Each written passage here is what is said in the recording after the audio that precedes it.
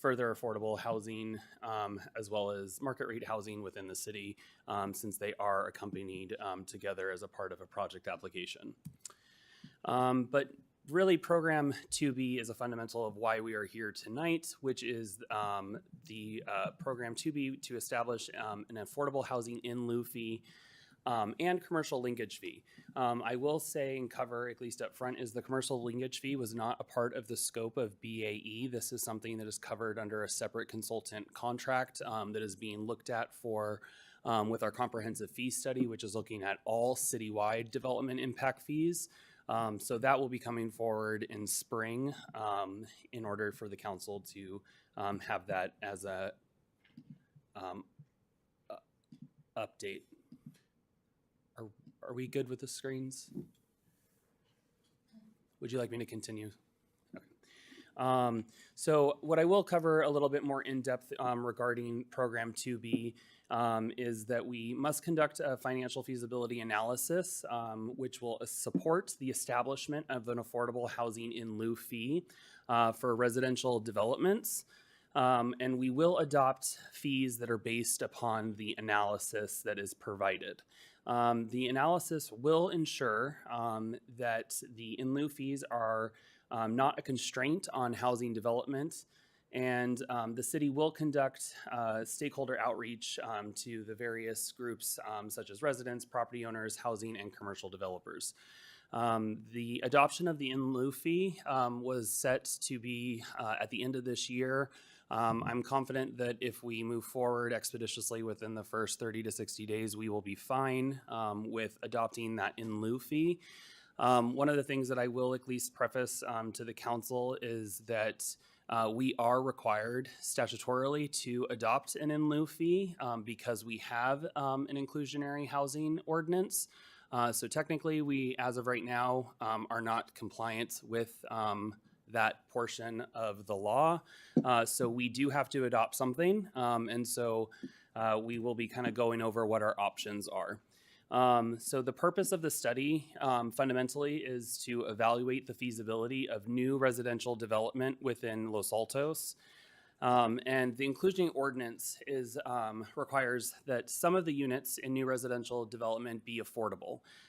This is akin to density bonus in regards to that there is a covenant that's placed against the affordable units. However, this is different. Our local inclusionary ordinance holds them in affordability for 99 years, which is renewed upon resale of the unit, where the density bonus law currently is at 55 years. And then we further have to, analyze the options for in lieu fee rates and identify the fee options. And this can provide an option for developers to pay the fee instead of building inclusionary units. And so this is the fundamental of what is required of us by law in order to have an enacting inclusionary housing ordinance. So with that, I'm going to actually have our consulting partner from BAE start going over the following slides. Oh, is that? Oh. Okay, sounds like it's working. Thank you. Thank you, Nick. Good evening, Mayor, Vice Mayor, members of the council. I'm Stephanie Hager, principal at BAE Urban Economics. What you see on your slide here are Los Altos' current requirements for inclusionary housing. So for most rental developments, those with 10 or more units, the requirement is 20% of units at affordable to low-income households or 15% affordable to very low-income households. For owner-occupied units, again, in projects with 10 or more units, the requirement is 15% affordable, the majority of those affordable to moderate income households, and the remainder to very low income households. For smaller projects between 5 and 9 units, regardless of whether they're renter or owner-occupied, the requirement is 15% affordable, with those units being affordable to very low or moderate income households. The study that we conducted included an analysis of inclusionary requirements in 8 nearby jurisdictions to provide some comparison and some context for how Los Altos' current requirements compare. What we found there is that most of those cities require 15% affordability in most cases. So there are different requirements for some types of projects, but in general, for your typical project, the requirement would be 15%. Los Altos's requirements compared to those other jurisdictions would generally require either more units to be affordable for rental developments in the case of somebody picking the option of 20% affordable to low-income households, or deeper affordability in the case of somebody picking the option to provide 15% at very low income. Los Altos also has some unique requirements related to the for sale developments in that it includes very low income in the requirements for ownership developments. A lot of other cities that we looked at really limit their requirements for ownership developments to that low to moderate income level. So we're thinking, 80 to maybe 120% of area median income. One outcome of this in Los Altos has been that a lot of your ownership developments are providing these very low income units, which makes them eligible for density bonuses, which we'll talk about in more detail later. So you are getting ownership projects going after that density bonus at a higher rate than you might see in other jurisdictions where that very low income isn't an option, because you could get more density bonus for fewer units if those units are very low income.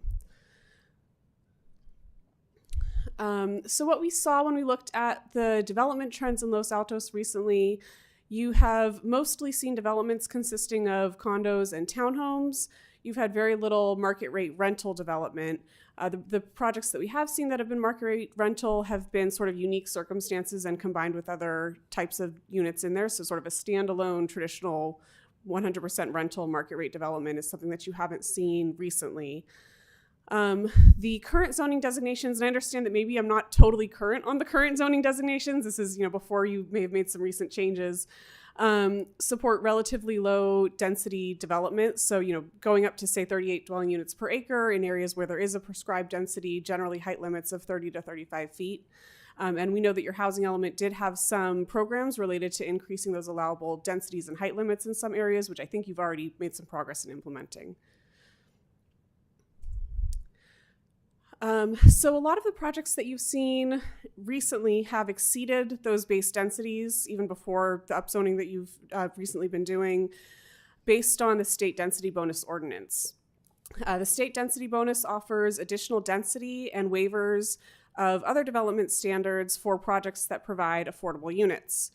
The density bonus law is a requirement for all cities in California to comply with, so you don't really have a choice on whether you offer this additional density and these waivers and concessions. It provides more bonuses for projects that provide more affordable units or for projects that provide deeper affordability. So deeper affordability equals a larger bonus. The inclusionary units that you require in your projects count towards the requirements for a density bonus. So if you include very low income units in your project, that would, to comply with the density bonus, if a developer includes very low income units to comply with the density bonus, and those units are otherwise eligible and in line with what would be required to get a density bonus, then they sort of get that automatically just by complying with the inclusionary ordinance itself. We have also seen that there have been some projects in Los Altos that have sought discretionary approvals to go beyond the maximum additional density that the density bonus ordinance allows by providing additional units. So there's sort of been a push towards getting to that higher density by seeking out some of those discretionary approvals, and also sort of a willingness to provide some additional affordable units to get there. The methodology for the study that we conducted included preparing financial pro formas to model the financial feasibility of new residential development in Los Altos. We based our assumptions for that on interviews that we conducted with developers who have recently worked in Los Altos or nearby and are familiar with the local development context. And we combined that with information from other recent projects and from various published data sources. The projects that we looked at included multifamily rental projects, condominiums, and townhomes. And we looked at sort of a couple different scenarios for multifamily rental and condominium. One was sort of at a lower density, around that 38 dwelling units per acre, plus a density bonus. And then the other scenario was sort of a hypothetical scenario looking at a base density of 70 dwelling units per acre. this slide shows the findings from that analysis. So in a brief little snapshot of what those projects looked like that we analyzed. So as you'll see here, the analysis found that for multifamily rental at both the lower density and the higher density scenario, those projects are not currently financially feasible. This is consistent with what we've seen elsewhere. Los Altos is not alone in this finding. We are seeing this in other cities that we're working in as well. Construction costs have gone up a lot, and that's for labor and materials, but also for financing, and that's had a large impact on the feasibility of market rate rental developments, multifamily developments. It's also consistent with what you've seen here. So, one of the clues for whether or not something's feasible is whether or not you're seeing that kind of development, and that isn't something that you've seen here recently, so it sort of fits with development trends.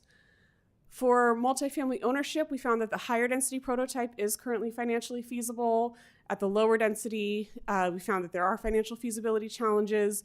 Again, that's consistent with what you've seen. You've seen some of these projects really at this higher density level rather than the lower density level that have sought those discretionary approvals. Maybe not quite as high as what we're showing here, but higher than this lower density prototype that we're looking at. And then again, the townhouse prototype we found is financially feasible. Again, that's something that you're seeing building here. It's also something that we know is a really strong and in-demand product type in this region generally. There's a lot of interest in building townhomes, so that all kind of fits with what we've been seeing. So sort of a summary of findings. Most of this I've already sort of talked about, but higher density condominiums and townhouses are currently financially feasible. There are some challenges to financial feasibility for multifamily rental and lower density condominiums. This is consistent with what we've seen based on the trends that we've actually seen of what's being built in Los Altos, and also with what we've seen in terms of challenges in the broader market. And this sort of points us to saying that changes in city policies and also market conditions will be necessary in order for Los Altos to start seeing significant production of new rental units.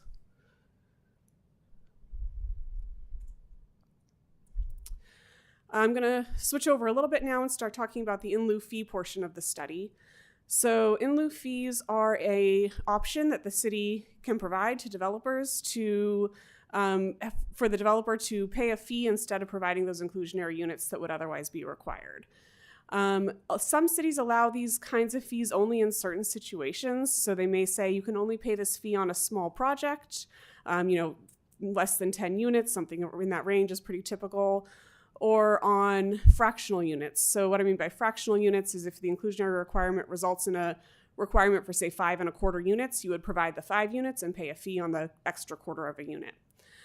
Some cities also say you can pay an in lieu fee, but you have to get additional discretionary approvals in order to do that instead of just providing the units on site as inclusionary units. And all else sort of being equal, if a developer has the option to choose, do I pay a fee or do I provide the units, a lower fee rate is going to encourage a developer to pay the fee, and higher fee rates will encourage them to provide the units on site.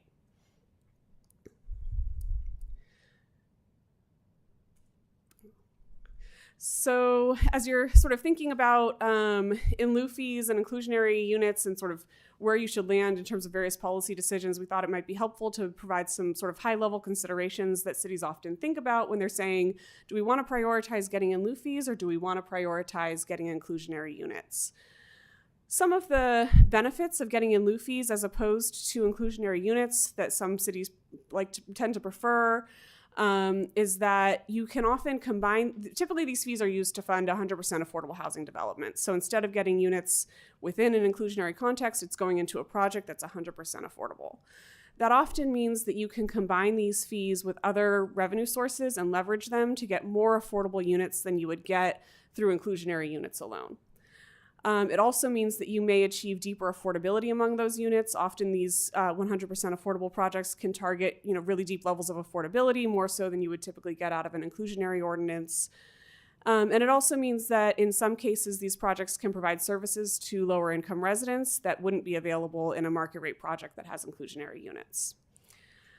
Some of the sort of downsides to in lieu fees compared to inclusionary units that are cited are, these units are not integrated in with a market rate project.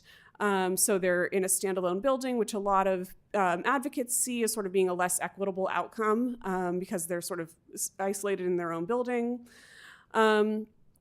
It also can sort of take some time for a city to accumulate enough revenue to, be able to really make a meaningful impact on a project. Meanwhile, an affordable housing developer needs to acquire a site, plan a project. That all means risk. It all means a delay compared to a scenario where you have a developer with a ready-to-go project who's building inclusionary units within that project.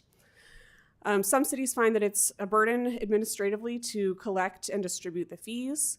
And it can also, in some cases, be difficult to really generate enough revenue to have a significant impact. So we have a little bit of a sample of in lieu fees in other jurisdictions. I won't go through all of these, but you'll see, there's sort of a couple of different ways that cities do this. One is sort of formulaic, and it tells you a formula for how the fee will be calculated. Other cities have a set fee rate that they've adopted. So for those that have a set fee rate, you'll see that on the for sale side, it sort of ranges from $20 to $135 per square foot, depending on the jurisdiction and the type of project. For rental, mostly they're sort of in the range of $20 to $30 per square foot, with Mountain View sort of being the exception from that for most projects. And I will say for a lot of these jurisdictions, there are restrictions on which projects can use these units. There are discretionary approvals that may be required. I think Palo Alto is the major exception there, which really charges a fee on rental and does not have an inclusionary requirement. It's just a fee. For sale, it's sort of the same. If they have an inclusionary requirement with a fee option. So really that rental for Palo Alto is the main exception to the sort of preferring inclusionary over a fee among these jurisdictions specifically. So to analyze potential in lieu fee rates, we sort of took a couple of different approaches. One is a construction cost approach, looking at the cost to construct an affordable unit after subtracting out the income from the unit, either due to a sale or because of the rent from the unit, being able to support debt on that unit. This is sort of based on the idea that the in lieu fee could be set based on how much it costs to build that unit that's not being built. The other way that we looked at it is the point of indifference, which is determining the fee rate that is equivalent in cost to providing those inclusionary units on site. A lot of jurisdictions also see that the fee rates in comparison jurisdictions sort of help them wrap their heads around what an appropriate fee rate might be, but it doesn't need to necessarily be what you do. So this is the findings from that analysis of the construction cost approach and the point of indifference approach. You'll see the construction cost approach results in a much higher fee rate than the point of indifference approach, going somewhere between $120 and $200 per square foot, depending on unit type. The point of indifference approach is sort of more in line with what we saw among many of the comparison jurisdictions, something in the $30 per square foot range for multifamily rental, $75 for ownership, and about $20 for townhomes. So the recommendations that came out of this study are to increase residential densities, FAR standards, and or height limits in multifamily areas to allow additional residential development capacity. We understand that you all have already done some work to complete this recommendation. I don't think because we recommended it, but it happened to coincide. The second is to consider additional changes to development standards and permit processing procedures or modifications to city fees to help facilitate new rental development, and we understand that you're doing some work in this direction already. The third recommendation is to consider reducing inclusionary requirements for rental developments in the case that recommendations 1 and 2 are not fully implemented. And what we mean by that is if there's still some areas that maybe aren't, that still do have a relatively low density where it's going to be more difficult to make residential development feasible, or if you say you can lower some city fees, but maybe not all, or maybe none of them can be lower, things along those lines. If there's challenges to meeting some of those first 2 recommendations, something to think about might be to reduce the requirements. And staff's recommendation related to this is to reduce the inclusionary requirement by 5% across the board, or to modify affordability to only target the low income threshold.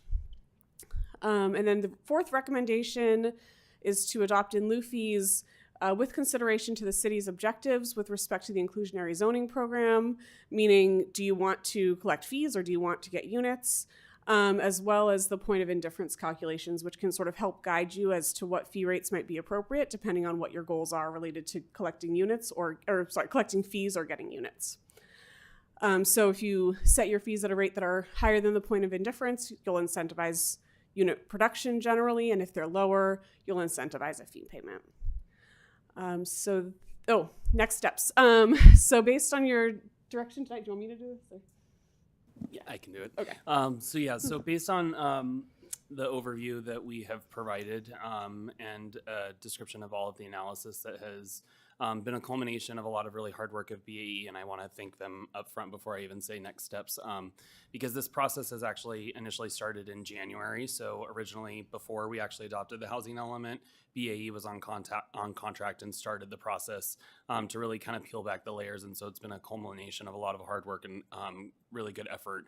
But so what we're looking for is, based on tonight's direction, is that staff will return with the final recommendations in January of next year, so in a month from now, for the adoption of the in lieu fee.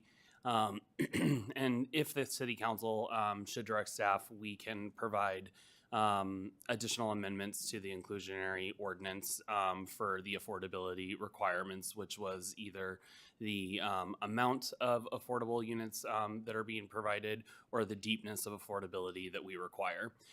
So with that, staff is available to answer questions. Okay, thank you very much for the presentation and for the work that you have put into this. We all really appreciate it. Look to my colleagues. Let's start off with questions.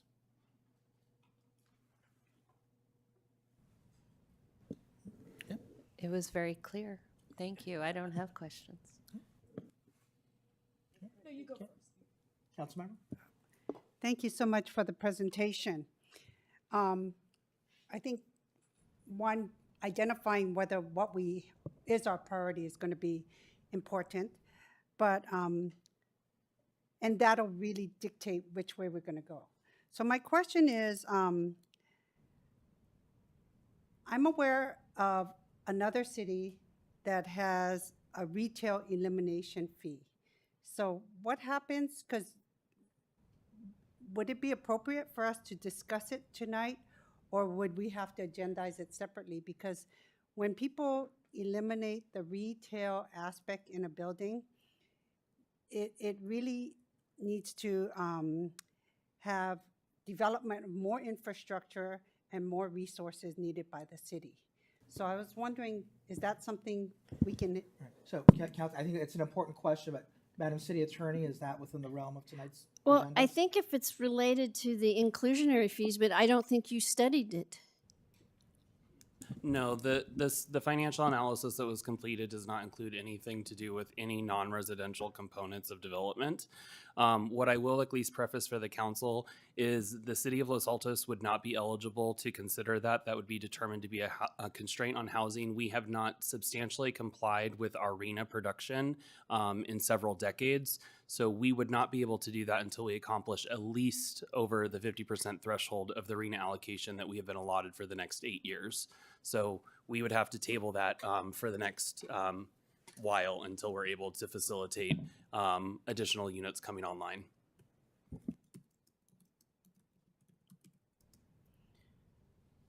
So my concern, and then maybe you can help me better understand this, and I know you somewhat addressed it in your presentation, is because I've noticed when cities collect all these fees, it really doesn't result in units, affordable units being built.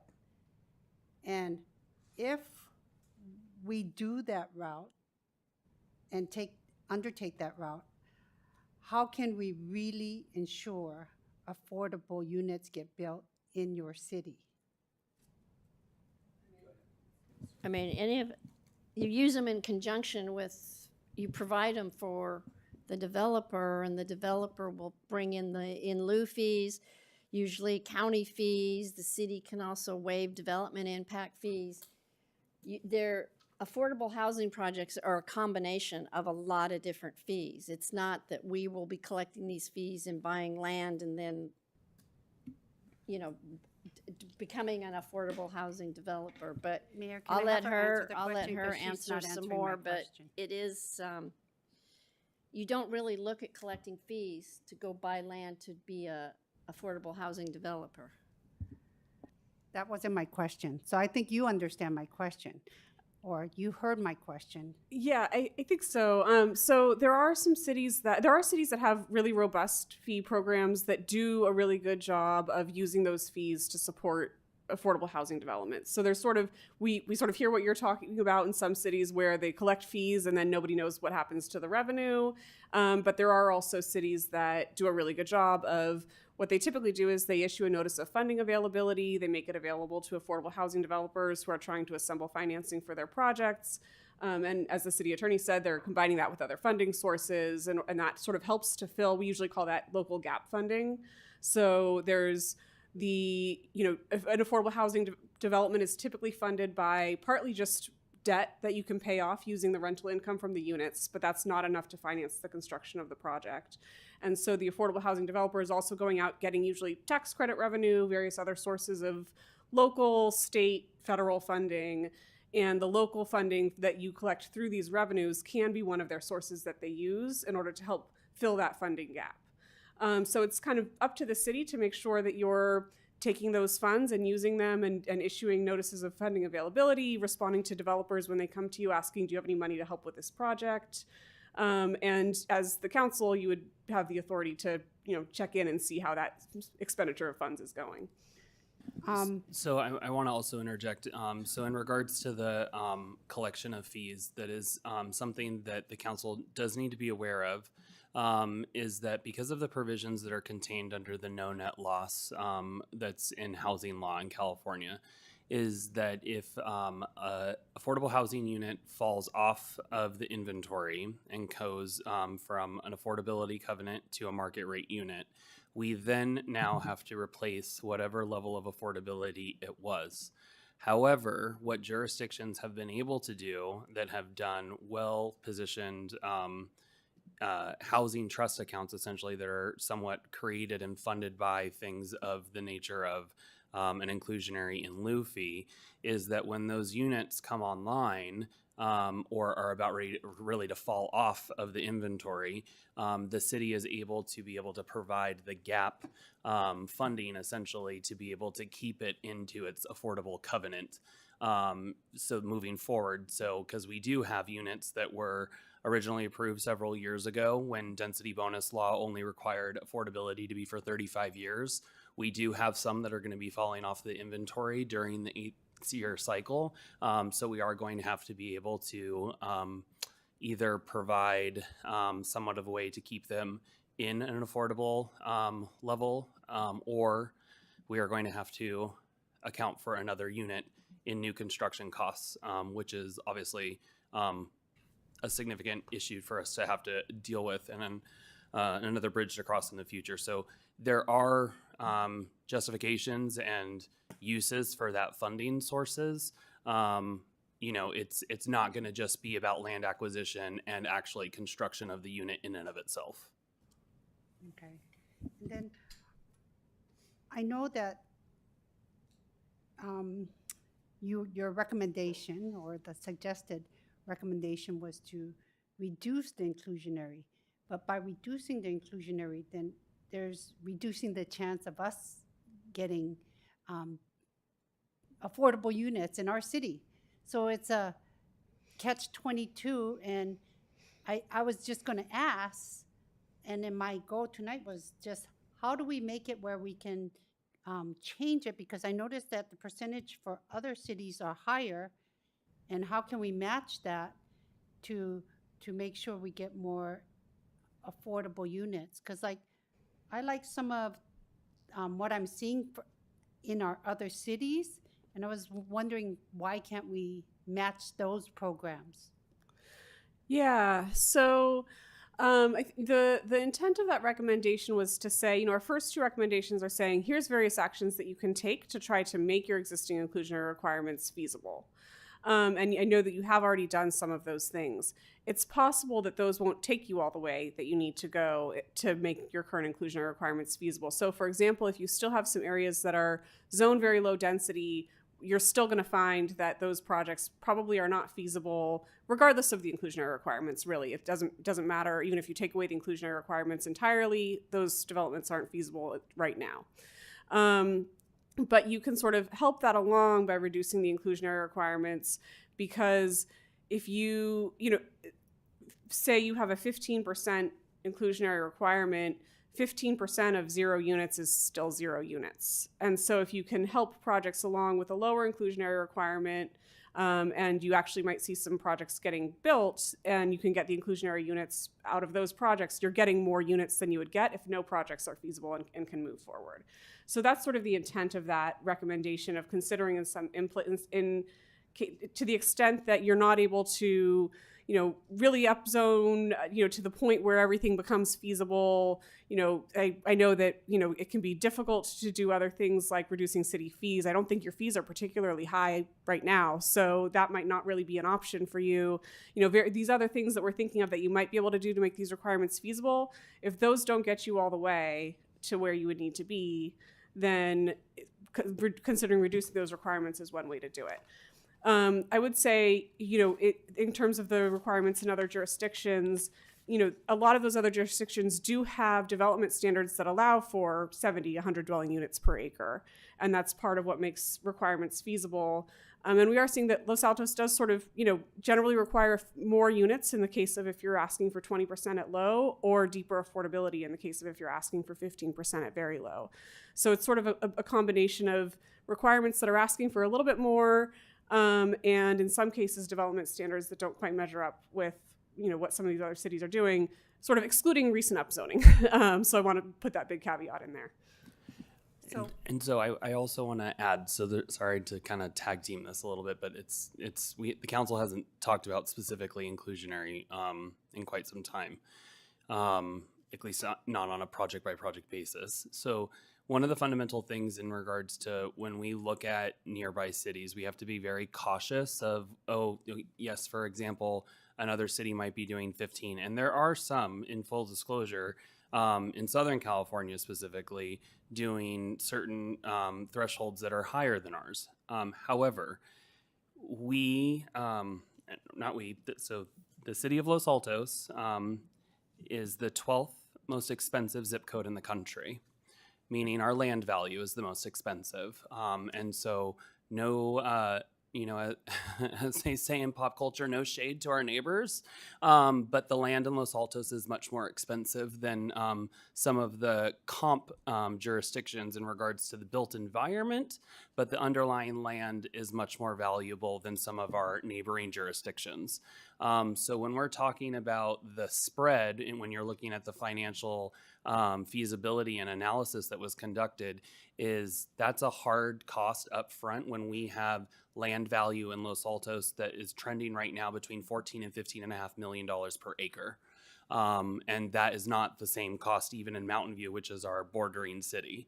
So we do have a fundamental difference where that's going to eat away at the financial feasibility up front.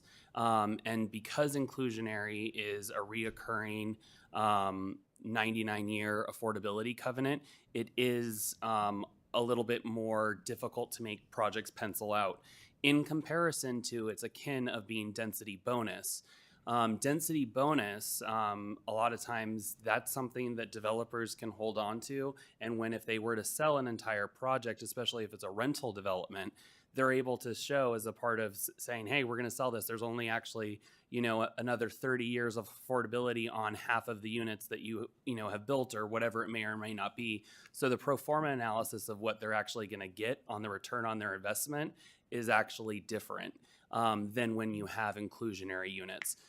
Again, though, also I want to further explain is that with the inclusionary ordinance requirements, that doesn't mean that that's the max threshold. The city of Los Altos in our multifamily housing developments has seen additional units provided beyond the amount under inclusionary, because if they're taking advantage of density bonus, the density bonus sliding scale that's in the government code could require them to provide more than what our ordinance provides.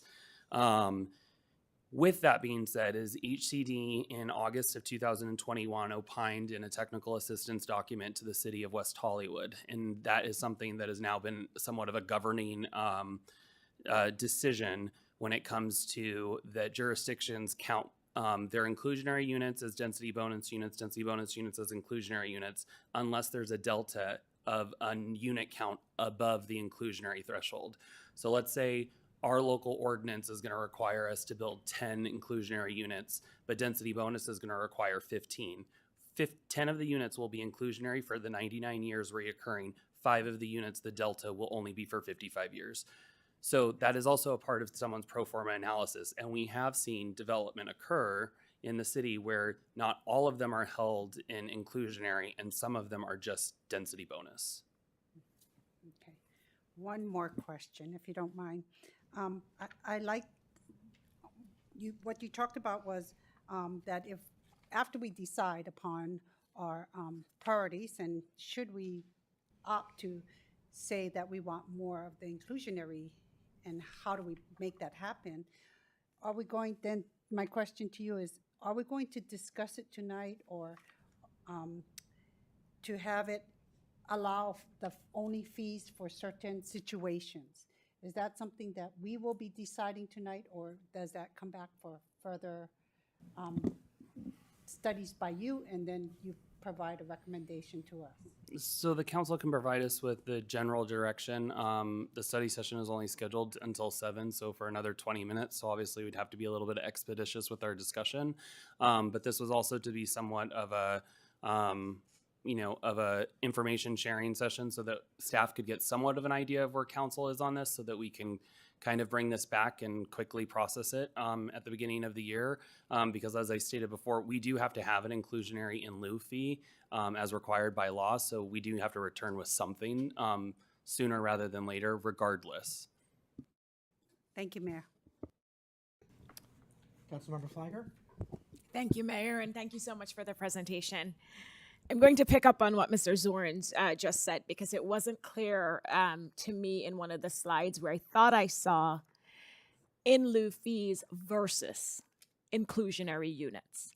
And if I'm understanding correctly, we're legally required to have the option of offering in lieu fees to developers. Is that correct? Is it solely? Go ahead. So were you going to say solely for what? I'm sorry. Well, I thought I heard someone say for apartments. So do you want to talk about that more specifically? Sure, I'll take a stab at it. And if you want to fill in, feel free. So for rental inclusionary, all of these requirements apply to rental only. For forced sale, you have a little bit more leeway in terms of what you can do. You don't necessarily need to allow for an in lieu fee. So that's sort of part one of that. When it comes to the rental, you need to provide alternatives to providing the inclusionary units on site. And so an in lieu fee is a common way of doing that. You don't necessarily, in my understanding, the city attorney can correct me if I'm wrong, you don't necessarily need to make it an automatic option. So if you wanted to apply some discretionary approvals, that's something that a lot of other cities do.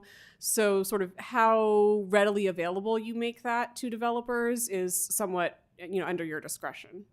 Yeah, but it was, remember the Palmer case? It was the Palmer case that said that we couldn't do inclusionary for rentals. It violated the Costa-Hawkins Act. And then there was a legislative fix for that. And so now cities can do in lieu and ask for inclusionary for rentals. And then, but we have to have the option of fees in lieu of the inclusionary. Thank you. And City Attorney, I do not remember the Palmer case. And I do want to pick up on what Councilmember Lee Eng was saying, and I think she was referring historically in Los Altos where we focused on inclusionary units because, previous councils before the law required it were hesitant to adopt an in lieu fee ordinance because we didn't build housing. And I appreciate the fact that there are other ways we could use these fees to offset, to supplement, and I can already think of ways we can use it today. But I am concerned, about moving away or reducing the inclusionary percentage, because my understanding is that just from being on council now 5 years, we have been able to get BMR, affordable units built because of our inclusionary ordinance. And so I'm concerned about moving away from it. I think maybe other jurisdictions may have those challenges, but have you seen in our Los Altos data that it has been prohibitive by having it at those rates? So I think I certainly agree with your point that you have seen BMR units developed because of the inclusionary ordinance, and including very low income units, which can be tricky to achieve. What you haven't seen is rental developments doing that. Really, rental developments at all, and rental developments providing inclusionary units. So that's really the piece of the market that we're thinking about, we're trying to do some problem solving for, more so than the for sale, because you have certainly, we're looking at your data and seeing that you are having some for sale developments that are providing a decent amount of inclusionary units, or, a combination of inclusionary and density bonus units, and maybe even additional beyond that in order to get additional density. So Right. we've certainly seen that. Okay. And then there was a slide that said we would not be able to use in lieu fees or integrate them with market rate units. Is that correct? Because I've seen where jurisdictions, most of the units in the building are market rate, but they've also been able to integrate into those buildings affordable units. And so couldn't we use in lieu fees? So for example, if we had a market rate developer wanting to build, but we wanted to integrate affordable units in that building so we don't have that discrepancy. Sure. Wouldn't we be able to do that? Yeah, I suppose you could, if that was the way that the council wanted to direct those funds. I think a lot of jurisdictions decide to put those funds instead into 100% affordable housing developers. It's fairly unusual to use those types of funds to, essentially subsidize a market rate developer to provide inclusionary units within their project, when they would be required to provide inclusionary units sort of, without the funds. And so usually the way that cities like to use those funds is to provide them to an affordable housing developer, because the money goes a little bit further, or maybe a lot further. That gets combined with a bunch of other revenue sources, and you can usually get more units sort of per city dollar doing it that way than you would by providing a subsidy to help produce those units in a mixed income project. But it is certainly something that you could do if that was a way that you wanted to use those funds, as far as I know. So your point is, even in these market rate housing developments, you will have affordable units, but there's a different source of funding or ordinance that's driving the inclusion of those affordable units versus using in lieu fees to have that done. Right. It's really because you have the market rate units in the project. The idea behind the inclusionary ordinance or density bonus ordinance is that the market rate units can sort of help pay the cost of the affordable units. So there, people talk about a cross subsidy, where the market rate units are generating enough value for the project that the developer can also afford to provide some affordable units. That's sort of how these programs are intended to function. And that's usually sort of what cities rely on. Now, sometimes there are challenges to developers meeting feasibility, and they would say, sure, we'll take the money if you can help us subsidize some of our affordable units. It's just that from a policy direction, that's not what we see a lot of cities deciding to do with these funds. And then last question, on the construction cost approach, which some cities establish, do we know if it's, because in considering with the direction tonight, I'm curious, for comparable cities, is it working? Is it effective? Yeah, we don't see a lot of jurisdictions using the construction cost approach and actually having a lot of developments pay fees. It's, those are usually, when cities have an approach that's based on construction cost, the real objective is to get inclusionary units, and that's what developers provide. So it's sort of it's an option that's out there, but it's not one that's really utilized frequently, if ever. Okay, thank you. Okay, thank you. Councilmember Meadows. Thank you. I did think of one question. So one of the options, other than the fees, was land dedication or affordable units off-site. And as I recall, a number of years back, affordable units off-site was tentatively proposed in a development along El Camino. It doesn't matter that it didn't happen or whatever. But so that doesn't seem to be mentioned as an option. So I'm assuming that means that the recommendation is we should focus on just the in lieu fee and not talk about land dedication, which could go to speak to park, or affordable units off-site. That's what I would advise the council. Yes, I also fundamentally think that there's been a little bit of a shift, and I feel like the legislature will further affirm this in the next couple sessions. Is that really does go fundamentally against AFFH affirmatively furthering fair housing by creating a segregation of the affordable units from market rate. I would not be supportive of that as the department head for development because I do think that it just fundamentally goes against what that new kind of requirement is in the sixth cycle, is for us to create, the housing equity and inclusiveness of the units being provided with the market rate. I just don't think it's necessarily something that we need to consider in Los Altos at this time.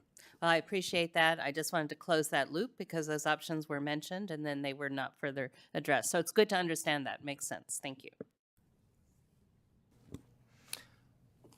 Okay, Vice Mayor. What are the what are the limitations within AB 1505 pertaining to how we can use the fee income? Without looking at it, Stephanie, do you know off the top of your head? I don't know about the limitations on the use of fee income. I'm not sure if AB 1505 addresses that, or if it, I know that it speaks to needing to have these alternatives and various other requirements related to a financial feasibility study for inclusionary, but I don't know if it speaks to the ways that you can use the fee revenue. And the reason that I'm curious is that, some of the ways are kind of obvious, right? We haven't fully funded our all affordable development on Distal yet. And so that would be a great landing place for some of that fee income. And presumably, obviously, compliant with the rules. But, there are other efforts in the housing area that could use funding, whether it's, additional services for low-income residents, or developing a safe parking site for vehicular residents. There's a number of things around the sort of gray area around the fringes of housing policy, and so that's what my interest is understanding how much latitude we have with the fee income itself.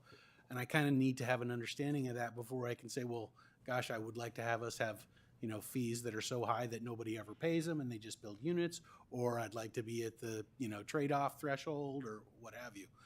So I think it's something that staff can talk with the city attorney and then also our outside special legal counsel that can opine on that prior to them phasing out of their contract with us, because they do have a lot of experience with the inclusionary and in lieu fees that cities are allowed to use, so we can definitely look at that. I do know that there is some latitude with some of the items that you just utilized, because I have used that before in Southern California, and it was challenged in court and it was upheld by the San Diego Superior Court. So there are some of the items that you listed, not all of them that I've used them for, but we could explore and just be able to find out what our confines are for that use.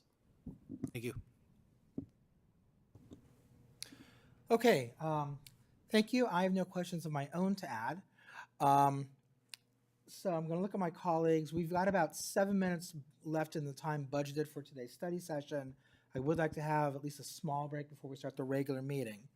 Do my colleagues feel ready to go forward with an idea, which we can use as the basis for discussion, or do we need more information before getting to that point?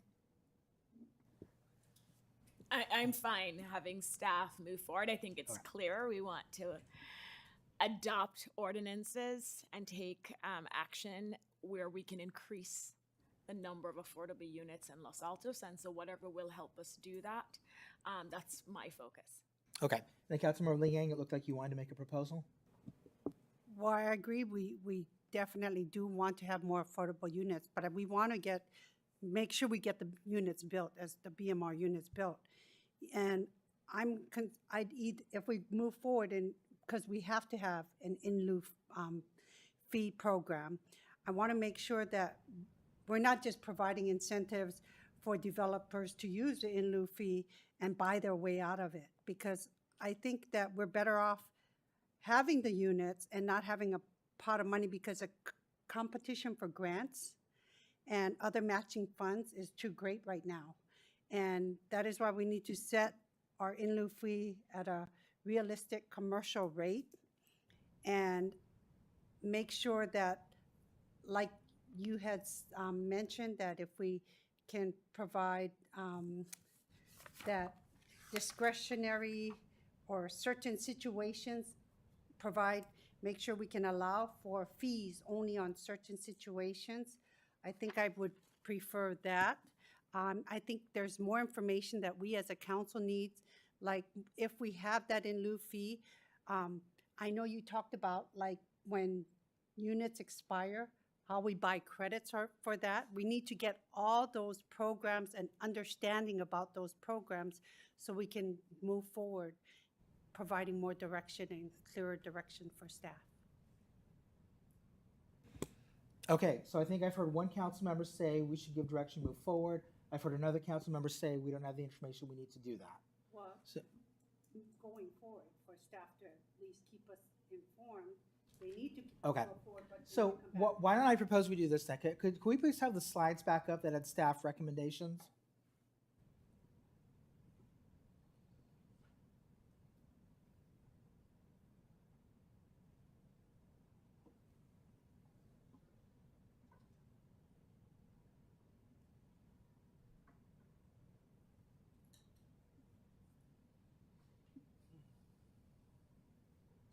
Okay, so it's recommendations 3 and 4 that are really before us tonight, right?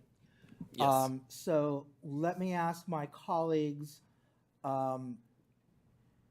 is there a consensus, is there a majority that favors reducing the inclusionary requirement by 5% across the board? Or is there a majority that believes that we should modify to affordability only at low income rather than very low income?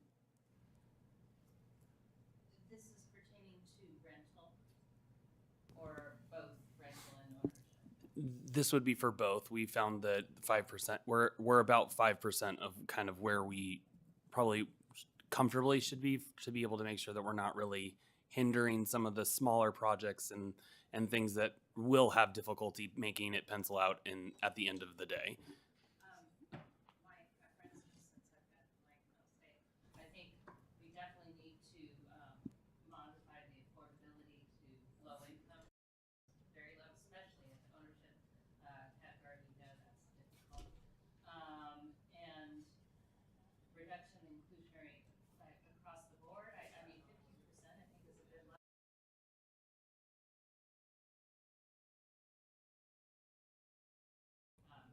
I don't know if we can have a tiered approach where you start with the, taking the low income and then if that doesn't work, maybe incentive further. That would be my. And a staggered method is something that we can do. Like I said, the ordinances are meant to be iterative. And in 4 years from now, if we build out the max capacity in the low income category and we need to reapply the threshold for the very low, we can modify that. So we can do that where we're requiring the low and not very low, and we kind of tackle that over the first half of the planning period, and then peel it back and modify it to then tackling the very low. Okay, so Councilmember Meadows, that makes a lot of sense to me. So I would be the second council member that would support that approach. Vice Mayor, okay, so it looks like we have 3 council members who want to give direction going that way. Councilmember Flagger? I'll just add, I support it, but I do want staff to come back because I think there are pros and cons to both. And so I would want, when you bring it back, we don't need another study session. It can be drafted that we can take a bite at both, depending on this, that would be my preference because there are pros and cons to each of these. Okay, and then what analysis do you want us to use in determining what appropriate inclusionary in lieu fee based on financial feasibility is appropriate in terms of direction to staff? So essentially what we're asking you here is, does the council favor the point of indifference, or do you favor the cost of construction? So essentially the way that you could look at that is that there's a high to a low. So your max is what we've identified as financially feasible and ultimately defendable as a city. And the other is going to be a low threshold. I will at least just say I do not favor the point of indifference on a professional level. I think that we could be somewhere not necessarily in the middle, but we don't need to be at the top. And there's going to be some of our smaller projects that I can tell you inherently would have benefited from actually not canceling their projects. Projects that the council and commissions have never seen before because they could not make it financially pencil out because they're kind of those size of developments from 5 to 9 units, and the requirement just triggered it to be an affordable or amount of units that made it financially infeasible. So for some of them, they're going to be able to use it, and then for others, it's not. So it's the high to the low, and we can kind of split the difference and kind of talk about that further again if we'd like. Okay, so the city has an inclusionary ordinance, so we need to establish an in lieu fee. Thoughts from the council members on the rate? Vice Mayor? I think it should be higher than the point of indifference so that we're encouraging the actual construction of the units, but not so high that it forecloses the opportunity for some of these smaller developments to use this as a way to make them pencil out.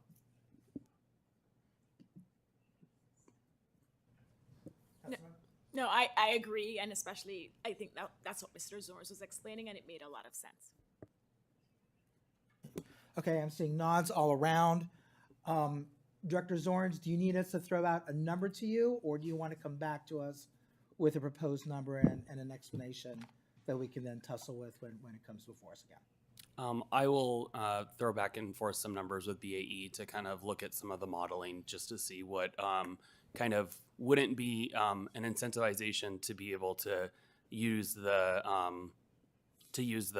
in lieu fee willingly and quickly, and bring you back something that's a realistic thing that will help some, and for others it's going to be more so what they want to do for their project. So I'll bring back something that's more appropriate that way, and we It's can like the kind of go 3 back from layers, there. It should be just right.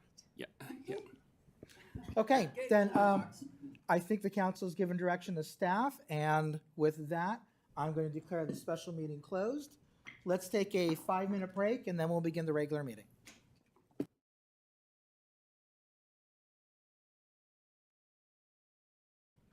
One item that's not on our agenda, please get a speaker card and to go right to the city clerk. Excuse me.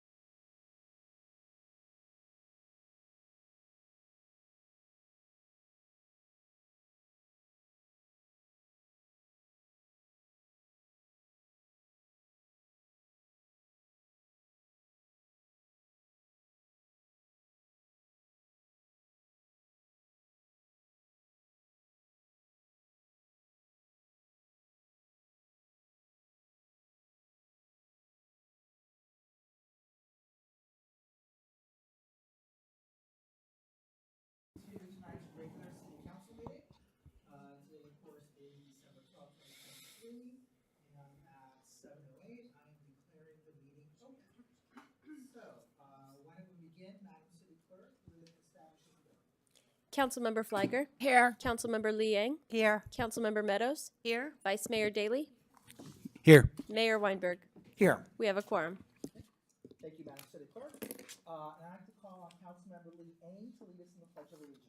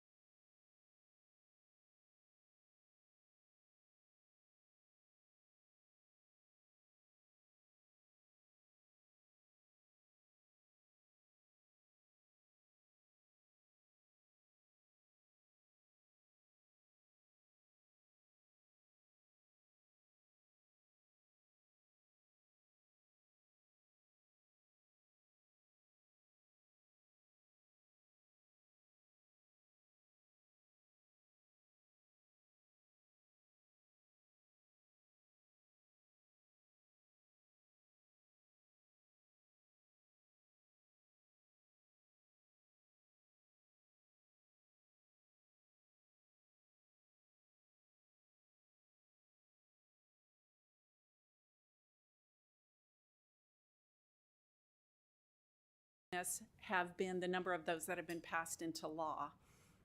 He fights very hard for the communities in his district to get the resources that are needed to be able to implement each respective community's climate action plan. And I am thrilled to be having him here today to help share the financial love with our great city of Los Altos. So, Senator Becker.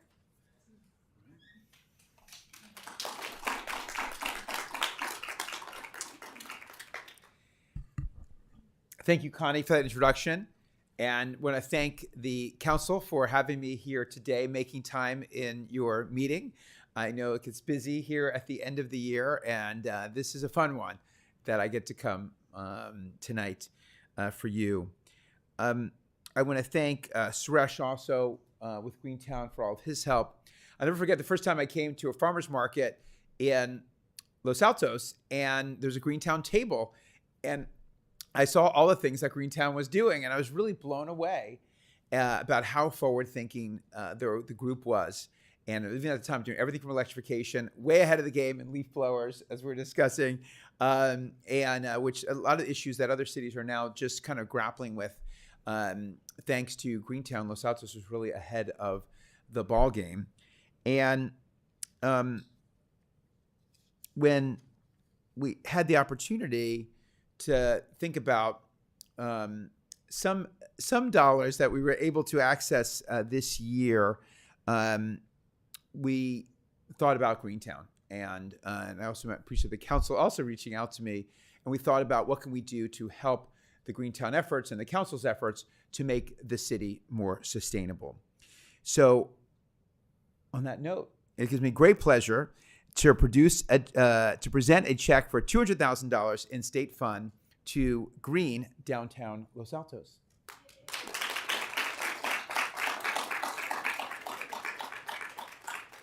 I'll just say while we maybe assemble for a bit of picture that I do, and coming from neighboring where I live in Menlo Park, everyone always points to Los Altos as one of the gems of our community, as a place, as a great downtown, as a great model of a downtown here on the peninsula. And to think that this money is going to help green downtown even further with the solar lamps, with more e-bike parking, all of that gives me great pleasure. So maybe we'll do a quick picture, and we'll have the mayor first. Should we have Connie Suresh up there? Absolutely. As well from Greentown. Connie, do you want to join us? Here, Suresh, you can take a picture and then come up. We have the Connie Suresh.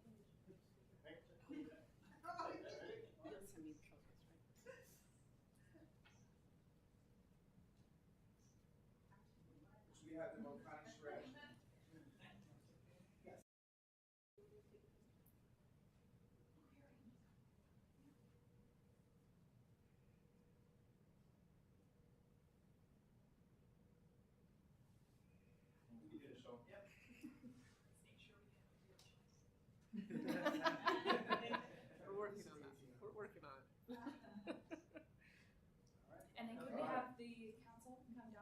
Yeah, something that I've done. And it was fun. I like carrying around the giant check. There was one time I was carrying it on Caltrain. I literally had the giant check on the Caltrain. As your part does. Should we get Gabe as well? Although I know that you're infirmed a little. Yeah, that's right. Go over there.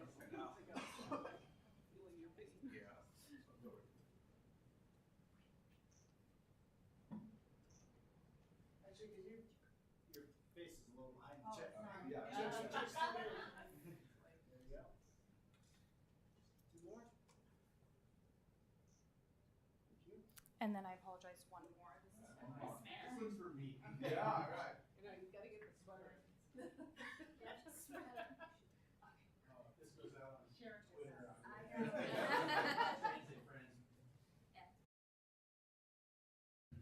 Oh, yeah. Well, thank you. By the way, I should say congratulations to the new mayor.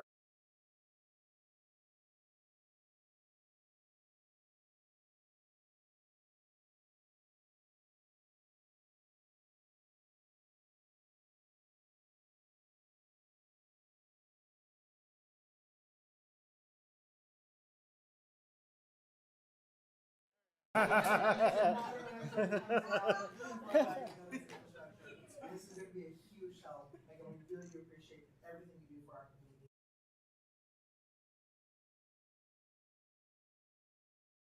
Yeah, for everything that you do. We really appreciate it. All right, then. All right.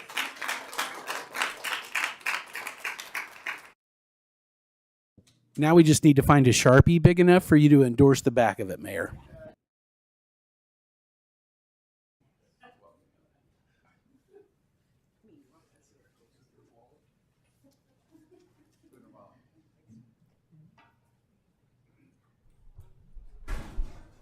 Okay, that was fun. The next.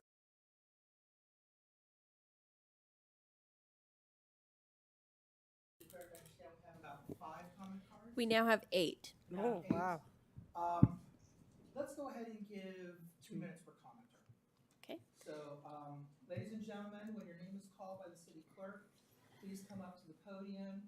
You have up to 2 minutes to make your comment, and you don't have to use all 2 minutes if you like, but you are welcome to. And with that, let's go ahead and I'll call up the first 3 so that the first speaker can come up to the podium and the next can queue up behind. The first speaker is Karen Solheim, who will be followed by Vigi. I'm sorry if I said that wrong. And Cindy Andrews. So first is Karen Solheim. Good evening, members of the council. Thank you very much for giving me the opportunity to speak to you today. It's about a pressing concern. The proposal to remove 16 parking spaces and potentially destroy 5 heritage live oak trees in preparation for the new Hillview Dog Park. I've been to the 2 recent dog park design meetings, and the design firm rep made it clear they can't do much about parking. They said only the city council can change the location and the layout of the dog park, including keeping the existing parking lot near the library, so that's why I'm here.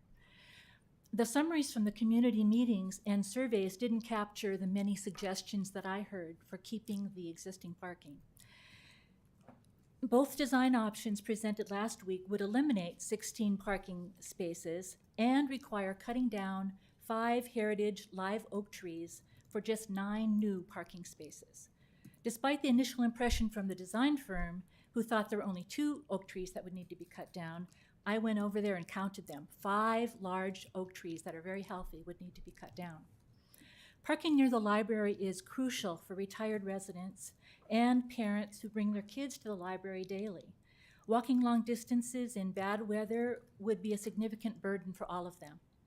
Scaling down the size of the new dog park would save the existing parking lot and ensure sufficient parking for the dog owners, but also for the visitors to the library, the soccer field, the theater, the museum. People who park downtown can't find parking downtown, often try to park over here across the street. And will also prevent the irreversible loss of the live oak trees. I was told that there's an engineering study in progress to add 16 to 20 parking spaces around the library. If this can happen without sacrificing heritage oak trees and or compromising safety, Thank you very much for your comment. I would Thank encourage you to send an email to the city council or to public comment. Yes. And we'll be able to hear the rest of it. thank you. Thank you.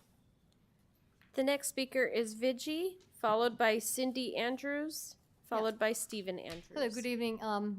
Thank you for giving me a chance to present my opinions. It's again about the dog park that Karen just talked about. Los Altos has several parks and green spaces that dog walkers currently use, and some of them in permitted off-leash spaces and some not. I agree it's disconcerting to some people that dogs are off-leash where they should not be. However, that practice is not going to go away just because you open a new dog park. I polled some of my friends and neighbors who walk their dogs, and they all agree that creating a fancy new dog park near the library is misspent dollars. They've also declared that they will not be using it just because it is there. In my discussions with other residents of Los Altos, one common theme that comes up is the loss of premium parking spaces. And this exactly goes back to what Karen just mentioned. And there will be a further demand of dog owners from across town actually desire to use this park by driving here. And even if there are compensatory parking slots created elsewhere, it's going to be a trek and hardship for young families with strollers and seniors with mobility issues, all while carrying books to and from their cars. Furthermore, to create the compensatory parking spaces, heritage oak trees will have to be gutted. I'm really dismayed that the city would want to kill off native trees with impunity like this. This from a city that gives its residents total grief when they apply for a tree removal permit. In full disclosure, I've never applied for a permit, but I do know neighbors who have, and it has just been a Herculean task to get through the city for that. And people actually paid with extreme damages last year during the winter storm, just because the city was too stubborn to grant them a permit to remove their, dodgy old trees that couldn't withstand the winter storm. Anyway, we have already cut down 2 grand oak trees from the soccer field. That whole thing happened rather quickly before citizens realized what was going on. In this time of climate crisis, the last thing a city should be doing is killing off its own trees to create parking spaces. And we should be planting more trees at this time. I'm kind of dismayed that the Greentown Los Altos people already left without hearing all this. I mean, I'm sure they know what's going on anyway. And not gutting them and adding more concrete, metal, and plastic with new dog park. Thank you for your comments. Okay. And again, if you weren't able to read everything, Okay. I encourage you to email it to public comment. Okay. To the council. Yeah, We will sure. do that. All right. The next speaker is Cindy Andrews, followed by Stephen Andrews, followed by Maya Bronicki. Can you be sure you move the microphone closer to you? Thank you. Sure. Hi, I'm Cindy Andrews. I have to say that is the coolest Bart sweater, and I don't know if you've noticed that you match the city manager's sock. 3 weeks ago, Mayor, congratulations on your first meeting. 3 weeks ago, a massive 1,200 square foot, 16 feet tall ADU was placed on the other side of our fence, 5 feet from our property. Per the state of California, you guys couldn't do anything about it, per the state of California's ministerial approval process. And this thing is perfectly legal. At this very second, our sole purpose is to try and spread the word to every resident in town that this sudden change in your quality of life, property value, mental health can happen to each one of you. Excuse me, what was planted at 620 Holt Avenue is incongruous with their own home structure, incongruous with our neighborhood, incongruous with our own town that we have loved and been a part of since 1982. Our privacy and our property has been violated by the state of California. Nothing you guys can do. I know that now. The train has left the station for us. Council and mayor, we respectively ask 2 things of you. First thing, we ask that you please put ADUs on a council agenda. I poured through the agendas from the last 2 years. Maybe I missed something, but I haven't seen it on the council agenda. And even though this has been sliding through the state of California, maybe I missed it, and I apologize if I did. We need to be encouraged to speak and to be heard, and I hope that you guys can lead us with this. It's a massive, massive thing that is befalling our community, mentally and physically.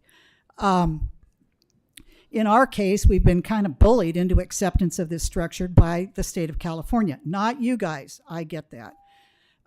Ms. Andrews, thank you for your comments. Thank you. The next speaker is Stephen Andrews, followed by Maya Bronicki, followed by James Sweeney. Yes, my name's Stephen Andrews, and I'm. Yeah, sorry, I want to cede my time to Cindy, but okay, all right. Thanks. All right. Okay. The second thing that we ask, We can thank you, start off Stephen. We need to start off at 2 minutes again. The second thing that we ask as a courtesy to Los Altons is to please notify the neighbors of incoming ADUs. We were told that, that it wasn't possible to do that, but I'll tell you what, I was on the internet yesterday and I found that the city of Foster City and the city of Berkeley, of all places, notify their neighbors when ADUs are coming. I don't know how they're getting around that, but boy, it sure is common courtesy and respectful of the residents, of all of us. Mayor, I was really happy to hear your comments. And as far as emergency preparedness, for our family, this is an emergency. I mean, look, we're old, we've got hearts, and all of a sudden our open space is gone. 3 weeks ago, the backyard, look at the clouds. Notice the clouds. This was our backyard. I think I emailed it to you. That was in the morning. In the afternoon, there was this massive structure there. And this is our fire pit where we have s'mores with our granddaughter. And above our fire pit is somebody's bedroom window now, 5 feet from our fence. This can happen to any single one of us in the room, you guys. Actually, any of us could do this to anybody else in the room, too. I hope not. What we can do, maybe we shouldn't do. Where's Nick? I'm getting a little hot about this. Please, Mayor and council members, please put an ADU on some kind of a agenda soon and early in the evening for the oldies to be able to participate. And Mayor and council, please, please find some way to alert abutting neighbors at least when an application has been made to the city. In fact, I bet the town crier can it's public record. I don't know why the planners couldn't alert the town crier to these addresses. I know, I don't have anybody else to cede my time. Mayor? I do know that, I'm not going to discuss this, but just comment on it. We did bring back the ADU ordinance within the last couple of years. I do know we've sent it to the state. We've done our ADU ordinance and they do go to the state for approval. So it has been on our agenda within the last couple of years. The next speaker is Maya Bronicki, followed by James Sweeney, followed by Kat Hung. Well, I didn't plan on being here again today, but I am very passionate about what I do. And I thought it was necessary to, again, raise to your attention that CUSD and FUHSD do not get notified when affordable housing for teachers is released. We came here in May 2022 and raised that to your attention. And we were promised that Alto will be notifying our school districts in the future, but they have not. Once again, when the buildings in First Street, 425 First Street was available. This is unacceptable. These are our teachers. These are the people who educate our children every day. You all agree with me that education is the foundation for our community, for our future. Our teachers are not paid enough, so the least we can do is help them where they should be included. So not only that I call on you to fix this and make sure that this will not happen again and that I will not be standing here again in 2024 saying this, but also find some way to correct this wrong, because this is wrong. When we told you over a year and a half ago that this is not happening, you should have made sure that we will know, and again, we missed an opportunity. Thank you for your time. Thank you. The next speaker is James Sweeney, followed by Kat Hung, and followed by Jack Tuttle. Hello, I'm Jim Sweeney, and I'm a neighbor and a small dog owner. I've been an advocate of the dog parks. I have 3 items that only the council can address I'd like to share with you.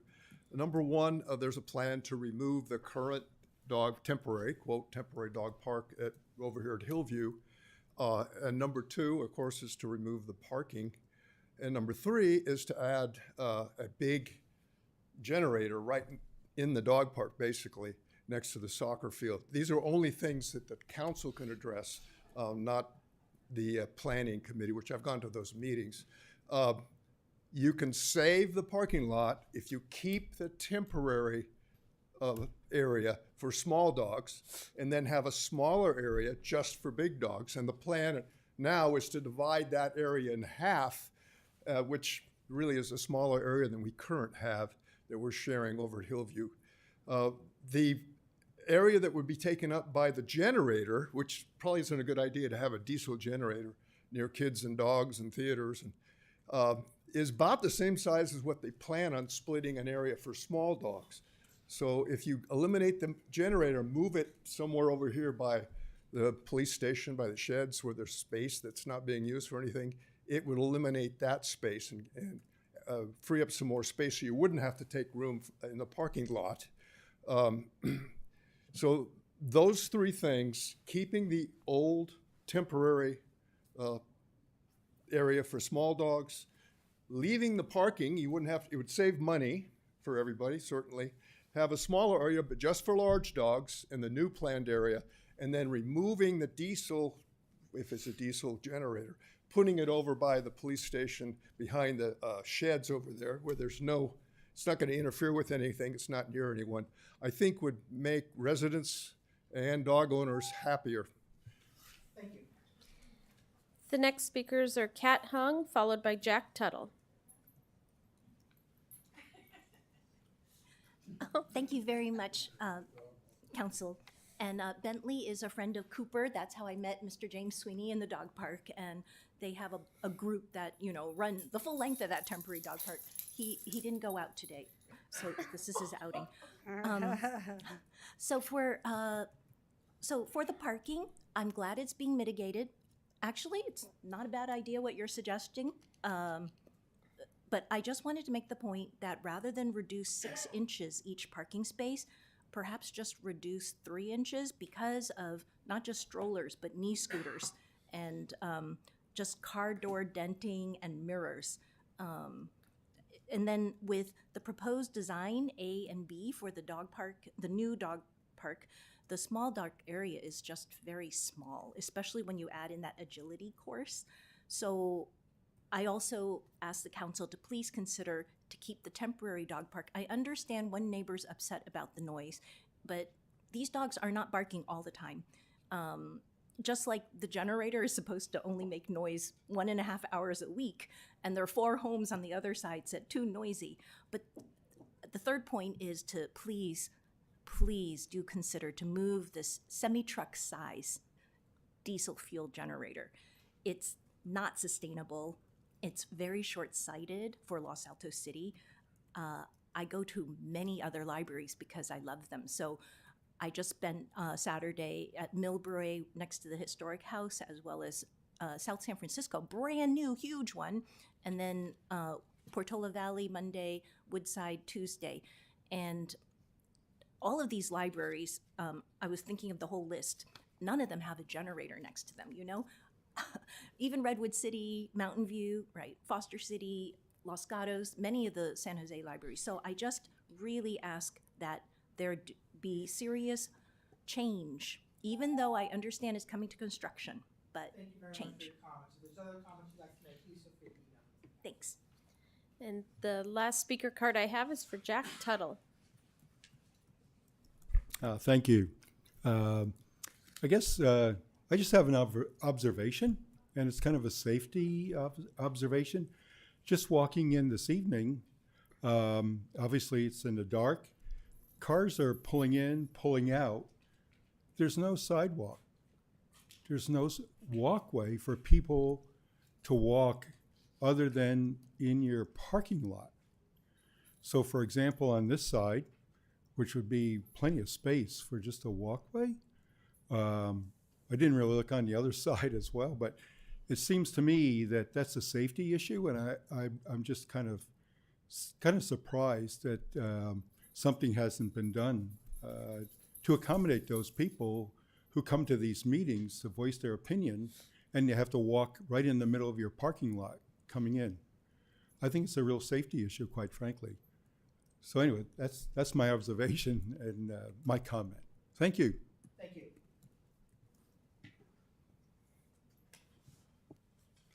Okay, thank you to everyone who commented. Thought we had 8 We're people. now going to move to the consent calendar. We have 7 items on the consent calendar. And I am first going to go to public comment. This is your only opportunity to comment on any of the items on consent. It's possible no item will come off of consent. Even if an item is pulled from the consent calendar, you will not have an opportunity to comment on it at that time. This is the only time available to comment on items on consent. So, Madam City Clerk, do we have any cards?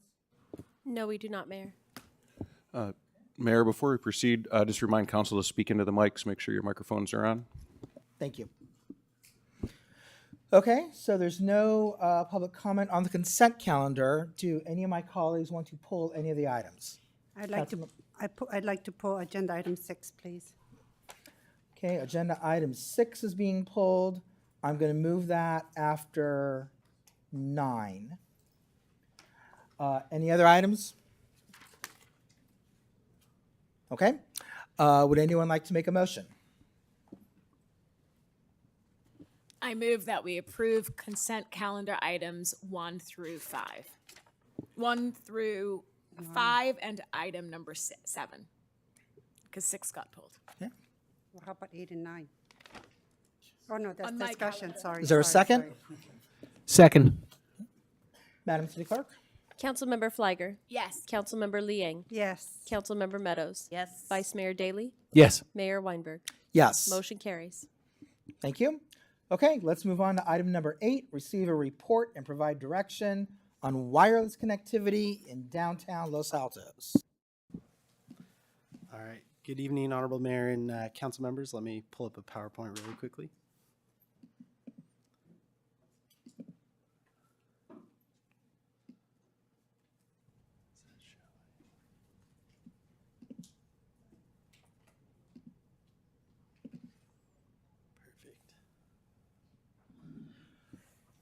All right, Mayor and council members, this is a very brief PowerPoint. I'm really hitting the high-level points from the staff report, and I'm happy to answer any questions afterwards. So the identified issue presented before you tonight is that residents and businesses have expressed a desire for greater mobile connectivity in the downtown specifically, and Los Altos generally due to poor cellular reception. City staff has met with cellular service providers, stakeholders, and interested parties to discuss this issue, look at possible solutions. City staff has reviewed the municipal code and identified that section 11.12 governs all wireless telecommunications facilities, and 14.85 governs the locations of these facilities. And the policy question for council tonight is, does council wish to direct staff to evaluate this municipal code sections, other relevant code sections and permit application processes, and then return with identified improvements that would improve cellular connectivity through downtown? So before you tonight, we don't have the recommended changes that we would like to propose because we haven't evaluated them yet. So we would like to receive from council direction that this is the direction you would like to proceed with, and then city staff will evaluate what options are available and return for approval and discussion from the city council. Okay, thank you very much for that presentation. So as I understand it, staff is looking to the council to see whether we want to authorize staff resources to look at the municipal code in greater detail and come back with options that may encourage cellular carriers to provide service downtown. Is that correct? Yes. Okay. Are there any questions from my colleagues for staff? Okay. Oh, sorry. Councilmember Liang. No, wait, go ahead and go that. There's no other questions.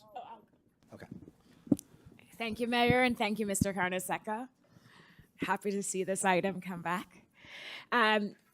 I'm curious, Mr. Carnesecca, because the policy question presented to us only focuses on what we could do to incentivize companies, cellular companies, to improve the connectivity downtown. But are there things, and I support that, but are there things that we can do as a city to also supplement what cellular companies would do in order to improve connectivity downtown? I think at this point in time, city staff feels that this would be the best avenue to try and support the cellular companies and trying to figure out ways that we can incentivize them through adjustments to the code sections.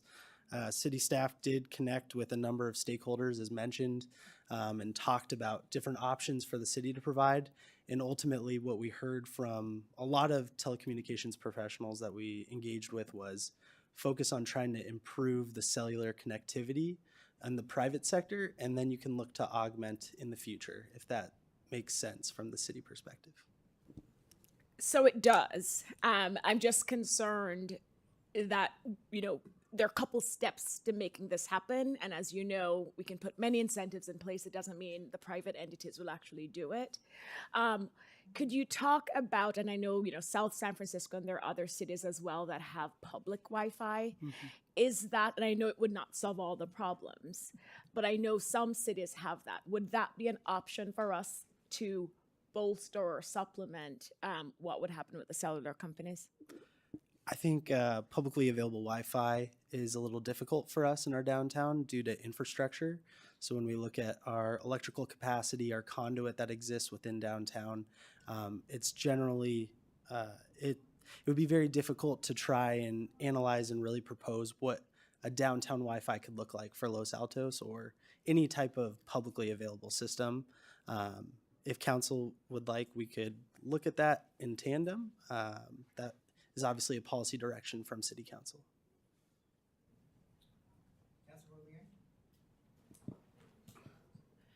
Thank you. Part of the problems for downtown and wireless access is due to the increased density, the amount of concrete walls that's being built, and as you know, Towers has a fixed capacity.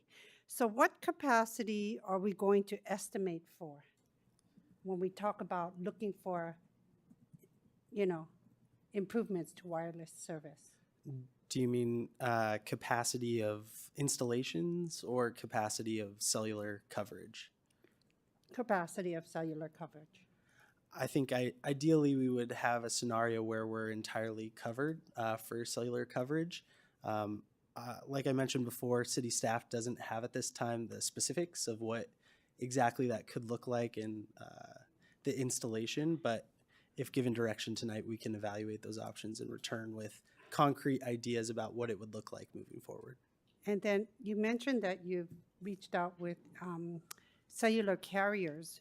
Which carrier are we using to estimate for? Because my concern is how do we not bias and show preference to certain carriers? I think we don't plan to show any bias. We would take feedback from all individuals that would provide it to us, and then we would present the options to City Council based upon our experience and engagement with all coverage providers and all individuals who provide us information on this matter. Okay, and also, because businesses have cellular or service, has anyone explored how the wireless problem can be solved by having the business expand their own cellular service? You mean private Wi-Fi at businesses? Either individually or collectively through the chamber or, ourselves? I think that most businesses would probably be hesitant about installing public Wi-Fi beyond their customers. Just from an internet security perspective, I'm not a telecommunications expert, but from what I've gathered, it's a dangerous world when you have a publicly available Wi-Fi for everyone. For a business, especially a small business that probably has a small router somewhere within their business, to be able to provide Wi-Fi for too many people may be an overwhelming burden on that system. So when you come back to us, and like you said, we haven't had enough language or information on what it'll look like for the changes to the municipal code, can we have it come back to a study session before we have it go to the Planning Commission?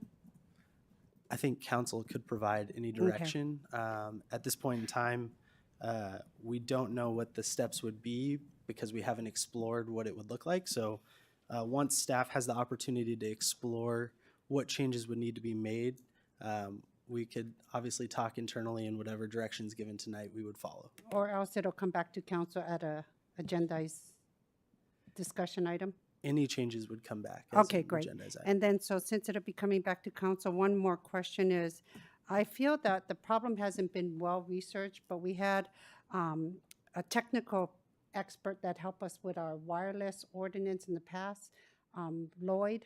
I was just wondering how we could have him help to define the problem and possibly potential solutions. Could we look at that alternative as well? I can't speak to specific individuals. I know that staff, per given direction tonight, will try and use whatever resources are available at the city manager's disposal to try and explore what improvements could be made. Okay, thank you so much. Thank you, Mayor. Vice Mayor? Yeah, are we still asking questions, or are we getting to discussion yet? We're asking questions. Okay. This is, in a sense, clarification to Councilmember Lee Ying's question. When you talk about capacity, you're talking about channel capacity specifically, right? There's two things that we need: channel capacity, and then we need reach, right?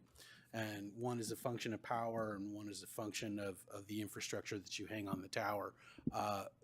You know, I just wanted to clarify those things, and what maybe city manager can characterize the conversations that he's had with AT&T and Verizon, at least those that aren't restricted by the closed session limitations that we have regarding the lawsuits. Sure. So as Mr. Karnasek has said, we've met with multiple telecom carriers, more than the two you just mentioned, as well as other private sector firms or companies who specialize in telecommunications, either cellular or Wi-Fi.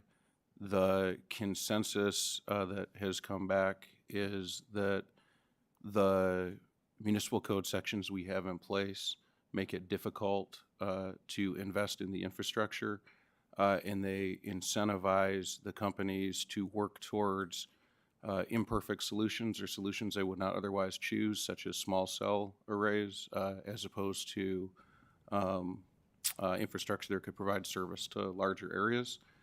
One of the companies that we talked to said they have budgeted and planned in this year the ability to cover Los Altos, including downtown, entirely, but they haven't been able to find a location that complies with our ordinance, or our Muni Code, I apologize, and it's dissimilar to other cities they do business in. Questions?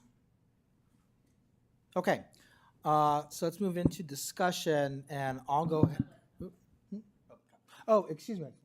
Public comment. We have no speaker cards unless, nope, we have no speaker cards. All right, so on to council discussion then.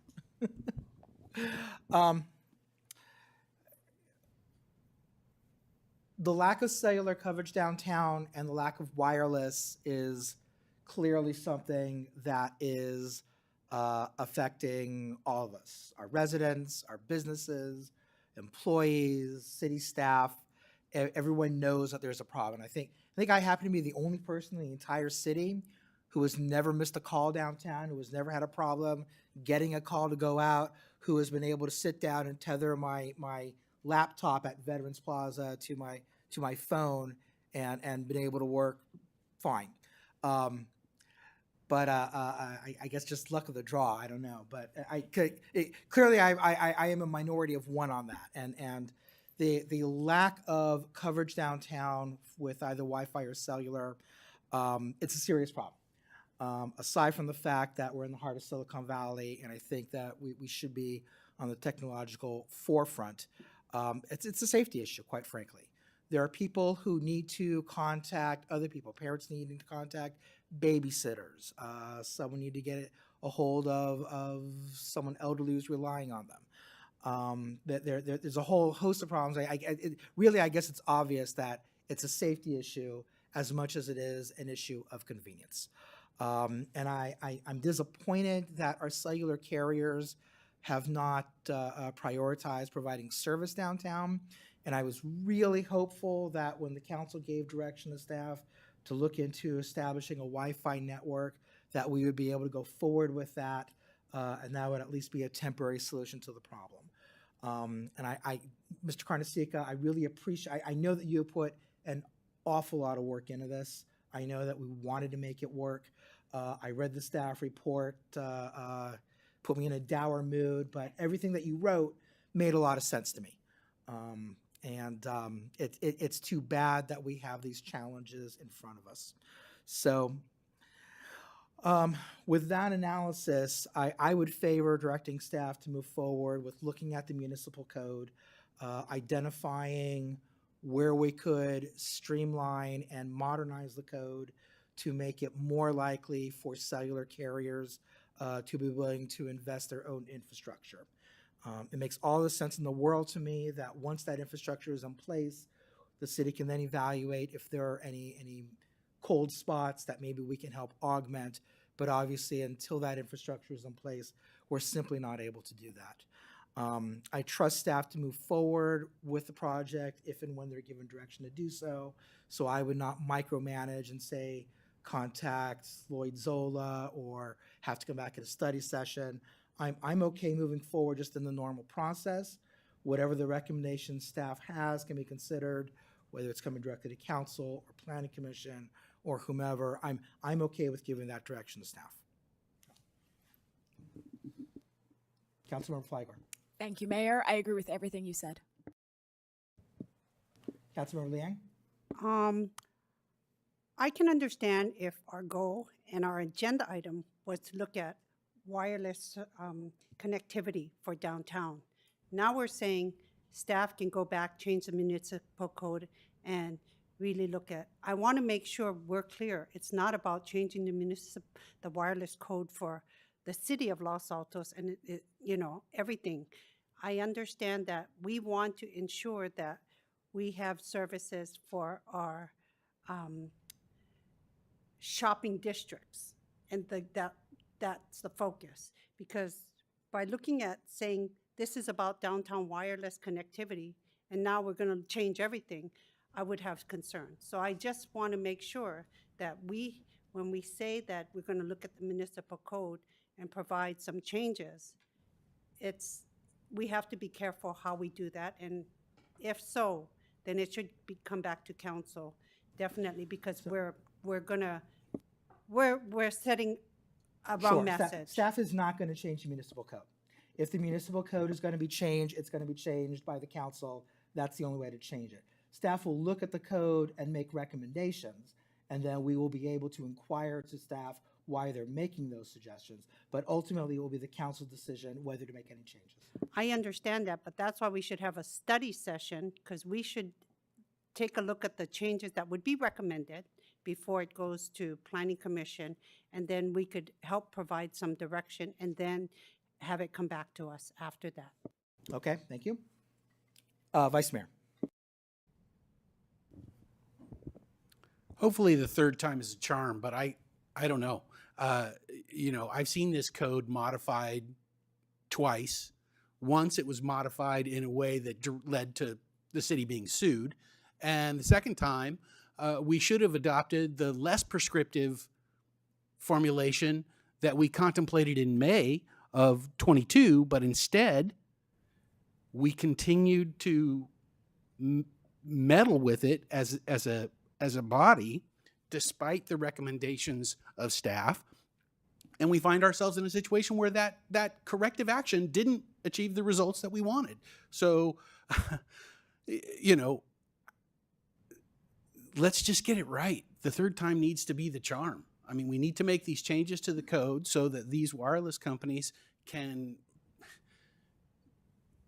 pencil out with their investments in infrastructure. And by the way, it's going to improve needed cell coverage, not just in downtown, because there are plenty of areas in our residential districts where residents are having to use Wi-Fi calling or something like that in their own homes because they simply can't get cell coverage in their homes. So not only do I think we need to let staff do the professional work of fixing these two sections of our code, but we also need to develop a portfolio of secondary options that are either city property or other private property where we are partnering with the property owners in some way and go beyond just what the market incentives will create. So, for example, we've got the firehouse on Almond is an interesting location. I have a little background in telecom, only about 20 years. So we can do this, but you know what? Let's let the professionals handle it and not try and each one of us put our smell on the elements of the code. Thank you, Vice Mayor. Councilmember Meadows? I agree with the direction you outlined, Mayor. Thank you. Okay. Would anyone like to make a motion? Okay.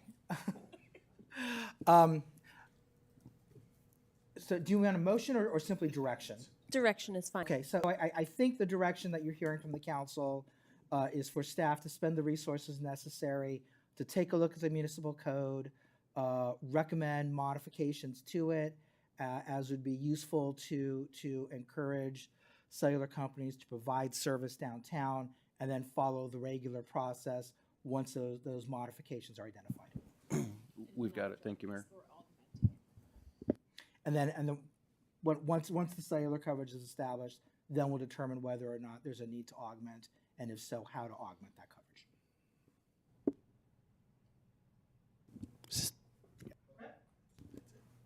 All right, let's go ahead and move on to item number 9. Do we have a staff report?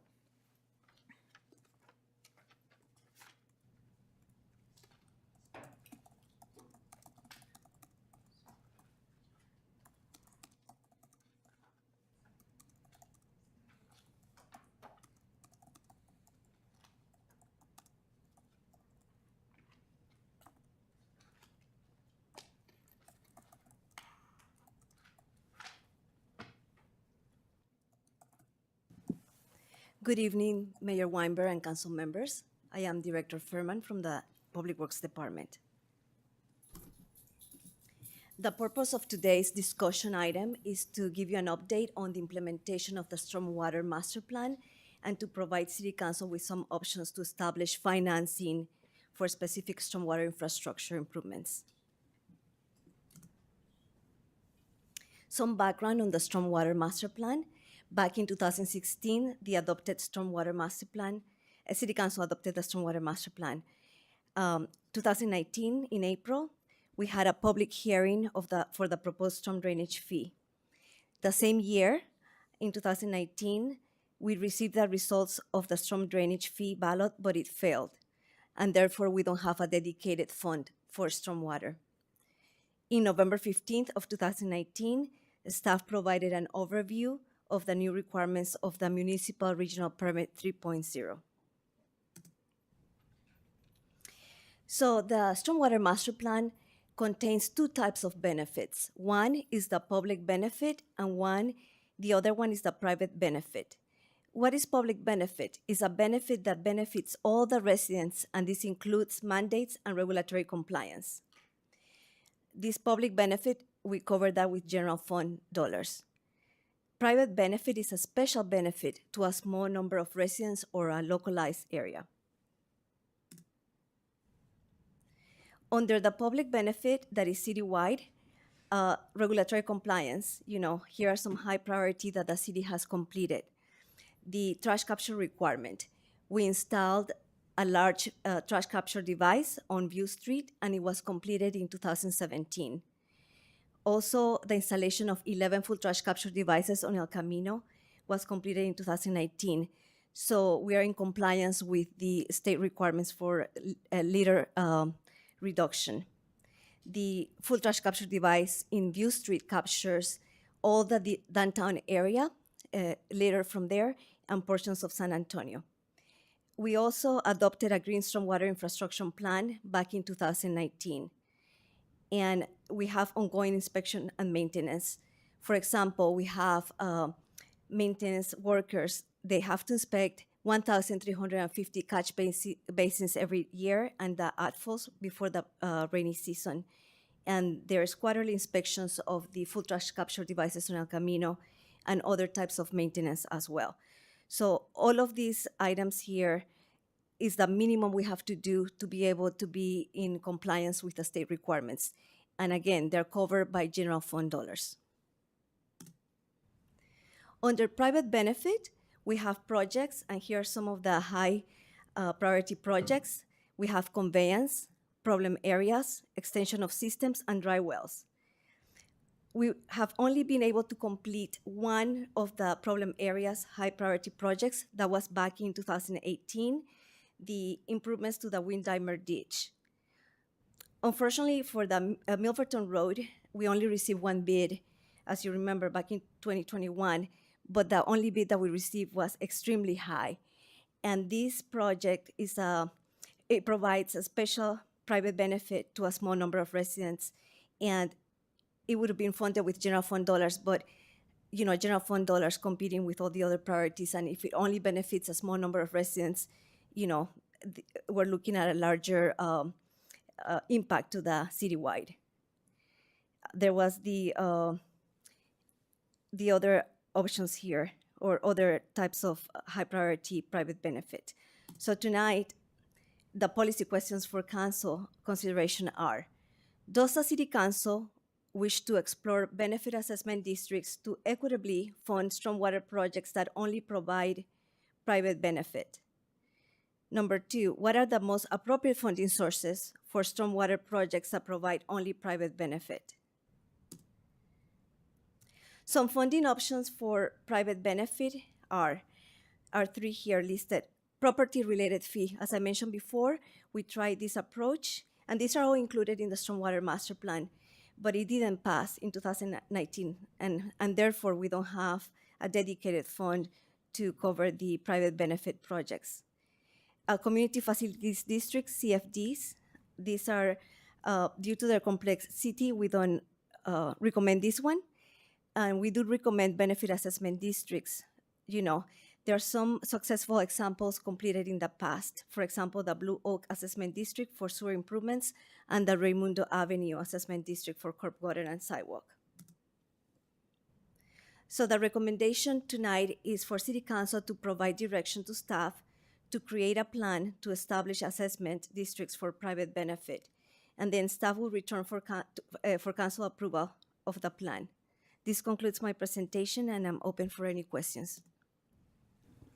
Thank you, Director. Questions from the council? Councilmember Meadows? Just out of curiosity, is this something that goes to Planning Commission, or it's just a council matter because it has to do with the general fund and other things? This one would just go to council. Okay. Mm-hmm. Thank you.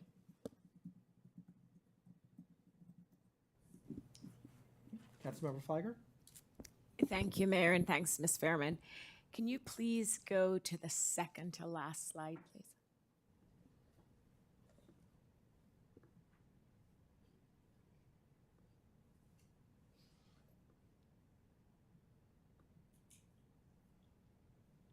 Thank you. If I heard you correctly, is staff recommending the benefit assessment district option? That's correct. And can you walk us through, and I'll just say, I was on council in 2019 when the property-related fee failed. And one of the main reasons is, and I remember former Mayor Bruin saying we needed all 5 council members to support it, and that did not happen in 2019. And so I just want to better understand how we would establish the benefit assessment districts, what that process would look like, and what kind of support from council you would need. So for a benefit assessment district, the ballots would go, there's a study done, by a consultant that specializes on identifying and doing the whole analysis for that assessment district. Then ballots will be sent to property owners, and the majority of ballots received would determine if it fails or if it moves forward. For example, just as an example, if there is a group of 20 properties or property owners, and 20 ballots go out, and then the city receives 3, but then 2 say yes and 1 say no, then it's that number received that determines the majority of that, if it moves forward or it fails. So then before that happens, you obviously need council to give that. We'd vote on moving forward with issuing the ballots. You need council to vote on that. So the plan, per the recommendation I presented, would contain, we would look at the stormwater master plan with a consultant for the high priorities, bring a plan of those localized areas that could be benefit assessment districts, and then also go through the process of the district formation with you, and then you would approve that, and then we'll move forward to going through the process. Thank you. I just wanted to underscore the council involvement that will be required to actually make this successful if that's the path we decide on. Councilmember? Thank you for your presentation. It was very thorough, and I appreciate it. And I appreciate that you highlighted 2 successful districts and 2 examples that were. So, but those districts are for other purposes. When we would we have an idea on how many special districts we have or would have to create? That's one question. I'll let you answer that one first, and then I'll go to my next. Yeah, so when we come to you, when staff comes back to you, we can focus on the high priority projects that need to be completed, and then we'll start with those and group them. You can make it in different groups. They're not set. There's no minimum or maximum. So we can, for example, benefit assessment districts can be for anything. Like you saw in the past, it was for sewer, for curb and gutter, and sidewalk. So now we're looking at stormwater. So then if there is a BAD that can be grouped per projects or items together in one, that's the way of doing that, But the expert, the subject matter expert that does all the analysis for BADs, we would work with that consultant. Then my next question is, since we're successful establishing the other BAD assessment districts, can we expand it and just look at other special assessment districts that we need at the same time, since we're hiring a consultant? And so we can have it, instead of just constantly coming back to us, then we can expand the look of other business benefit assessment districts. Are you talking beyond stormwater? Yes. Or beyond the initial group of projects like high priority? Because we have high, moderate, and low. Well, because all the high, would it only be stormwater, or do we have other high priority that are not stormwater related? This is specific to stormwater, but Yeah. if there are other needs, I'm not sure if you're thinking of something in specific from other program, but I'm just focusing on stormwater. But I was just wondering, when we hire the consultant, if we're setting up benefit assessment districts, we can also look at other projects that are high priority in other areas.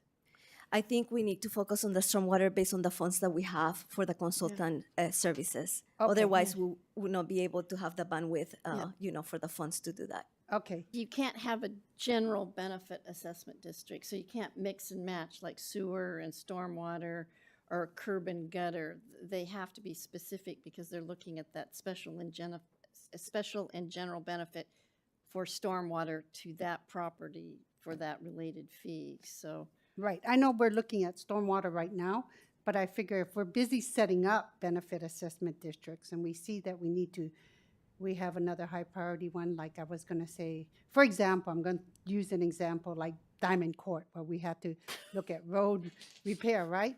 So I'm just going to say, that's just an example. I know. If we're busy setting up benefit assessment districts and we have a consultant on board setting up these things, I was just wondering if at the same time we could simultaneously save money and have them set up other ones that. Yeah, we could ask them to look at that, but yeah, they would have to be separate pockets and but- separate money and separate Yeah, everything. but my goal is to understand that it can be done, but it could be done separately. That was my answer, and that was Thank you. my question. And then, so based on us going forward, that's when you would come back with the map of the high priority projects and how much would be needed, correct? Correct. Thank you very much. Thank you, Mayor. Mayor, could I ask Director Fairman to provide a point of clarification as well, just for council on, council can try and proactively establish a district, but it still requires a vote of those property owners. And if I could just have Director Fairman talk through that, because we could bring maps back and the property owners could say, thank you, we're not interested, and that then it wouldn't be built. But if you could just clarify that, I would appreciate it. Yeah, my understanding on that is that we can be proactive and propose a district. Propose a district, bring it to council, and then if council says yes, we go out, follow the process, go out with the ballots, and then they vote on that. And, based on the majority of the ballots received, that will determine, whether or not we'll move forward. And if we receive no ballots at all, then that's a green light for us to proceed. So clarifying on that, just how many high priority projects are there? Because that would determine just about how many districts we would have to create. Yes, I don't have that list in front of me, but there's several. And as I mentioned, we had only completed one. So if we start this approach, hopefully we can move forward and get projects completed for the stormwater master plan. Councilmember? Thank you, Mayor. I just wanted to follow up on Mr. England's point, just to make sure it's clear what the process is. So after staff creates the map, do we confer with the property owners before as council we give direction to issue the ballots?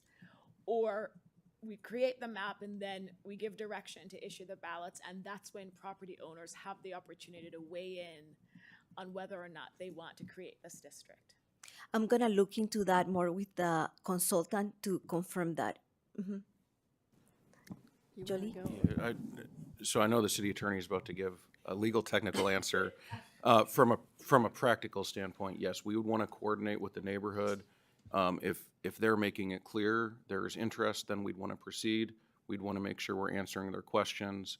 The engineer's report, engineer's study that shows what is special benefit is complex, it's difficult to understand, so we would want to provide that information. And that then, assuming the neighborhood appears they want to go forward, that's when we would move towards notice, public hearing, and vote. It's under the, district statutes. There's the 1912 Act or the 1941 Act. It's in one of those acts, and so there would be an intent to form a district, which would be at a public meeting, and then there would be a public meeting on the district, and then there's several public hearing process. I think there's even I haven't done one in a long time, I think there's even a city public hearing to set the public hearing on your intent to form the district. I mean, it's the old arcane. There's lots of steps, so there will be a lot of public input. So those neighbors will know about it for sure. Other members? Councilmember Meadows? Yes, so we've identified area, Sunny Street. And Sunny Street is in desperate need of something to do with the stormwater plan. And we approach them and say, here you go, we've got a solution for you, we'll help you move through that. And they say, not interested. So then you've got Sunny Street with this problem. They haven't availed themselves of this process. What happens then? So I'm going to answer this one. I don't think the director likes how I answer this, so she can correct me. But when we look at where we're having drainage problems that are a localized neighborhood issue, it's not transmission, it's not conveyance, it's not regulatory by the state. We would actually look at that as the neighbors are having issues keeping their stormwater out of the right-of-way.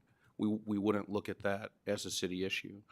They have many options to keep their stormwater on their property, include rain gardens, include shoulder work, include forming a district. But ultimately, if a neighborhood decides that the issue is not great enough, then we wouldn't move forward with repairs until we had completed all of the other projects in the stormwater master plan. That's correct. There's nuisance flood ponding all throughout the city. So those are in the shoulder areas, and there are options for that, including forming a benefit assessment district. Vice Mayor? So if a neighborhood doesn't move forward with a benefit assessment district, nor do any of the individual residents take these measures to mitigate the backing up of the stormwater, at what point does it become public safety or public health problem and we begin to cite property owners? So I think citing property owners would be, it would be an extraordinary step, as we haven't run into that at this point. We also occasionally have the ability to assist in mitigation. Again, this isn't about if a vote fails or a neighbor doesn't want to form, saying you're on your own from now until the end of time, but it is saying we're going to move forward with the stormwater master plan for state regulation mandates, followed by areas where the city should participate, followed by areas that create a benefit district or take action, followed by the ones that did not. It's as we've completed one since 2019, the wait would be substantial. All right. And Councilmembers Meadows and the Vice Mayor asked my questions ahead of me. So with that, I'd like to ask if there is any public comment on this item tonight.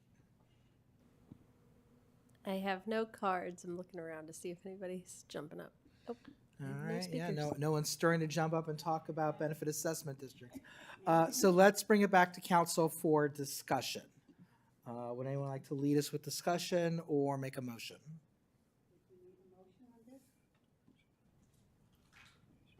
Do you need a motion or do you just need direction? Direction.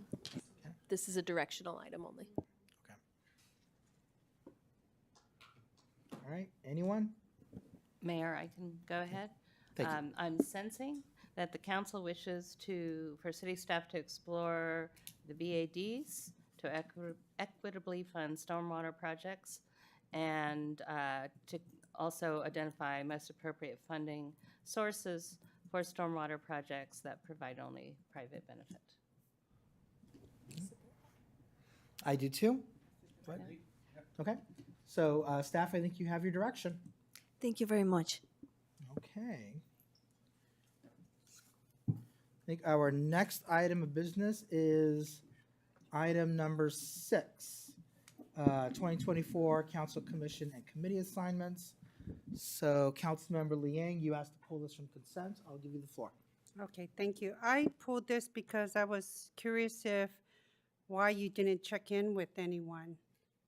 Because in the past, council members were asked if they had any preferences, and I wondered why we deviated from past practice. We didn't. Request forms were circulated to all council members. I didn't get one.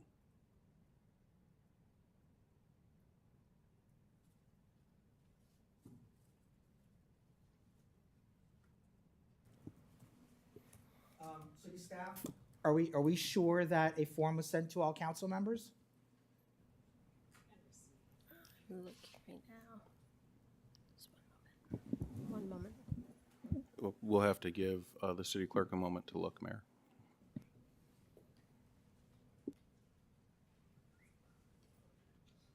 I also pulled this item because I have long represented the Cupertino School District, and I was hoping I can continue to do so for that committee. I think it's important to have someone who resides in the Cupertino School District continue to represent and be informed. I have historical knowledge, and so I would like to either trade or ask that I be put back on there. Then my other question, so it would be asking for one of you to trade. Then the other question is, the Los Altos and City School District Committee never met. I was just wondering why we want to continue that, and if we still need that. So as to the last point, I think that's probably something that would have to be agendized separately. As far as was made known to me, that is still an active committee, and that's why I made assignments for that. With respect to CUSD and FUSD, I do own property in the district. I've been on that board before. I very much want to be on it again. And I very much want to stay on this. As I said last night at a different meeting, you know, we're not district council members, we're at large. I represent all the residents in Los Altos, South Los Altos, North Los Altos. So even though I don't have that zip code, I represent them just like I would represent my neighbors and residents in my zip code. And I enjoy working with that community. I've done it for a couple of years and I want to continue. Do we have confirmation that the assignment sheet was sent to the council member? We're still looking, but I believe it was sent by Sonia, and so I'm checking for the email because it was sent to all council. But I'm looking for the exact. When receiving it, I remember it was sent to all council. That was my recollection. Correct, and I'm just looking for the exact email. I have a lot of back No. and forth on it.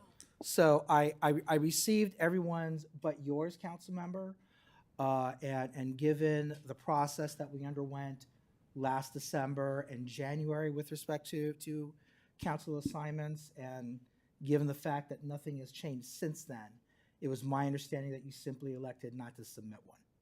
Well, I think it's sad that there was no follow-up, and it is unfortunate that as a new mayor, it wasn't thoughtful for considering my interests in making these assignments. So I can understand you want to move forward, but I just want to state my disappointment. And I hope that going forward, once again, we had recognized there's problems in people receiving emails and there's no follow-up if people don't respond. So I don't know, there's got to be a better process, and I'm just very disappointed. That's all I can say, and I'll address it at our retreat. Madam City Clerk? I located the email. It was from Sonia. It was sent on Monday, November 20th, 5:38. It was addressed to the city council email address with copies to City Manager England, myself, Assistant City Manager Maginot, and Assistant to the City Manager Carnesecca. Okay, if there's no more discussion, would anyone like to make a motion? And Mayor, before we make a motion, do we need to include the Santa Clara Valley Water Commission item where we would approve your assignments, but in order to avoid having this come back, we make sure the motion is broad enough to say if staff determines that I have to continue in this role, then I would be the rep and Vice Mayor would be the alternate, so it doesn't have to come back. Thank you for that clarification. So just for the public and for the rest of the council members, the current assignments have the vice mayor as the city's representative to the water board and Councilmember Flygore as his alternate. Councilmember Flygore served as a representative to the water board last year, and there's an open question as to whether or not that is supposed to be or is required to be a 2-year term. And we have not gotten confirmation back from the water board one way or another. I think it is everyone's suspicion that the water board is not going to really care. But in the event that the water board says that Councilmember Flygore must continue to serve as the primary, then I would recommend that the motion simply say that in that event, Councilmember Flygore would be the primary and the vice mayor would be the alternate. Fine with me. Mayor, may I, since we're just briefly, I wanted to touch on and one of these is I think a filing issue, which is not necessarily reflected on the sheet. But there were two positions that don't require an alternate. One is HACDAC, which is another thing that doesn't really ever happen. Some of these things are non-existent, but it doesn't require an alternate. So that was my understanding as well, but I think we received information of the contrary. And the other one is the Santa Clara County Expressway Policy Advisory Board. I bring that up because those are all filing requirements, and it's silly to file something if they don't require an alternate. So can you clarify? Yeah, so we received communication from the County Housing Community Development Department that we do need late last week that we do need an alternate to that board. They never have meetings, much less, they don't even need a primary, for goodness sakes. Sounds like the perfect assignment to me. Except for the filing requirements, except for the filing requirement. And then, do you have a clarification? I'm not involved in this one, but it indicates the same thing on Santa Clara County Expressway Policy Advisory Board, that no alternate is required. If you look under where it says 0 alternates, but there's alternates assigned. So, and that's The you, expressway Mayor policy- Weinberg. But there's no alternate. Oh, that's an assignment. Oh, sorry. I'm reading this wrong. Okay. Oh, so now we need to assign an alternate, but you, We need an alternate for HCDAC, which has been assigned.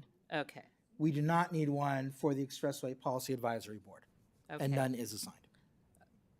All right. I don't see an alternate assigned for HACDAC, as I said. That was a late Oh, okay. alternate. Okay, I'll let you deal with it. That's fine. You can tell it's one of my very favorites.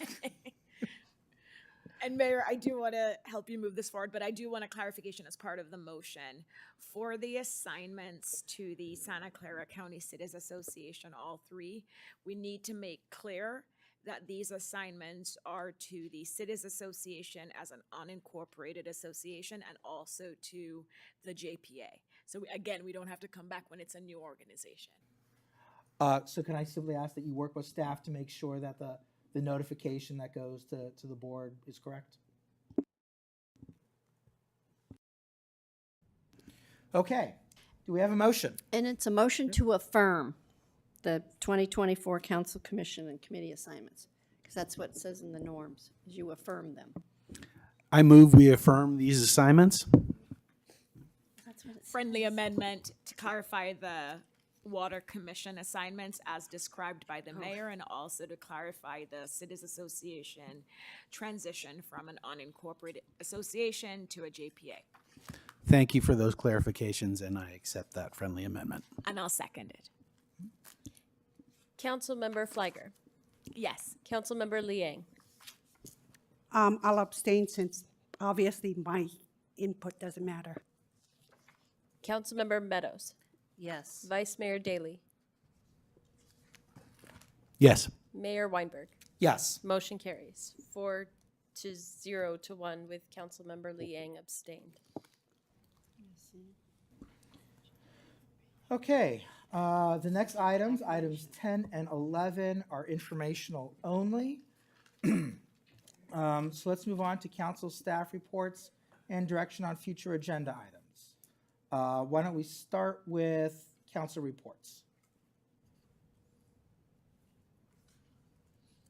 I'm going to be really mean with this one, Mayor, and say 3 of us attended your party, but you didn't.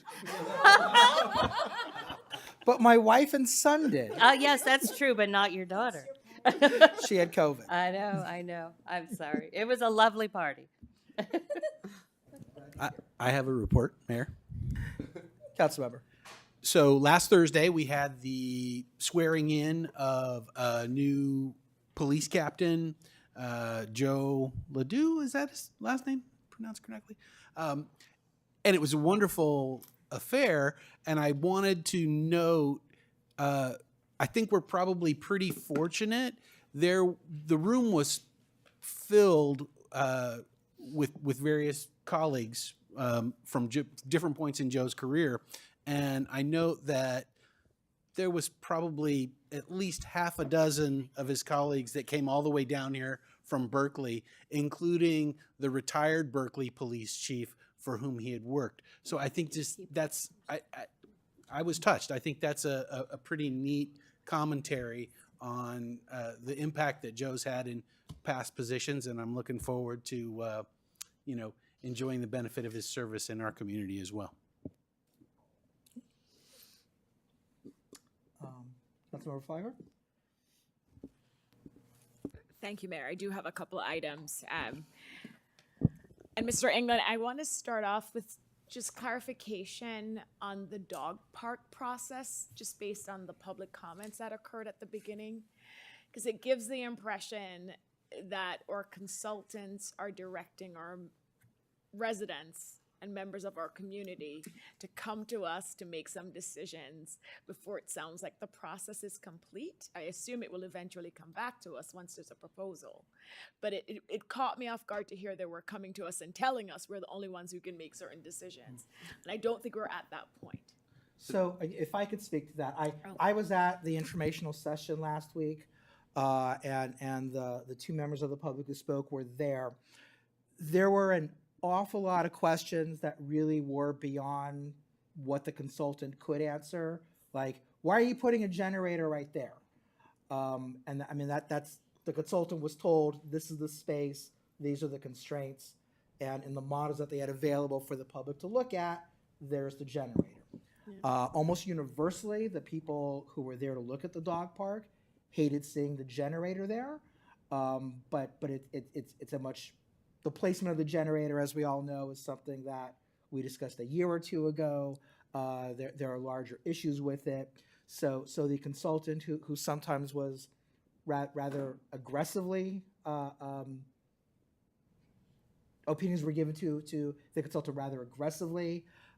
He really had no alternative, and the Parks and Rec director backed him up, saying this was a council decision. This is.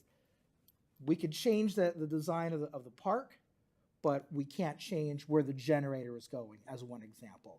That is something that only the city council would be able to do.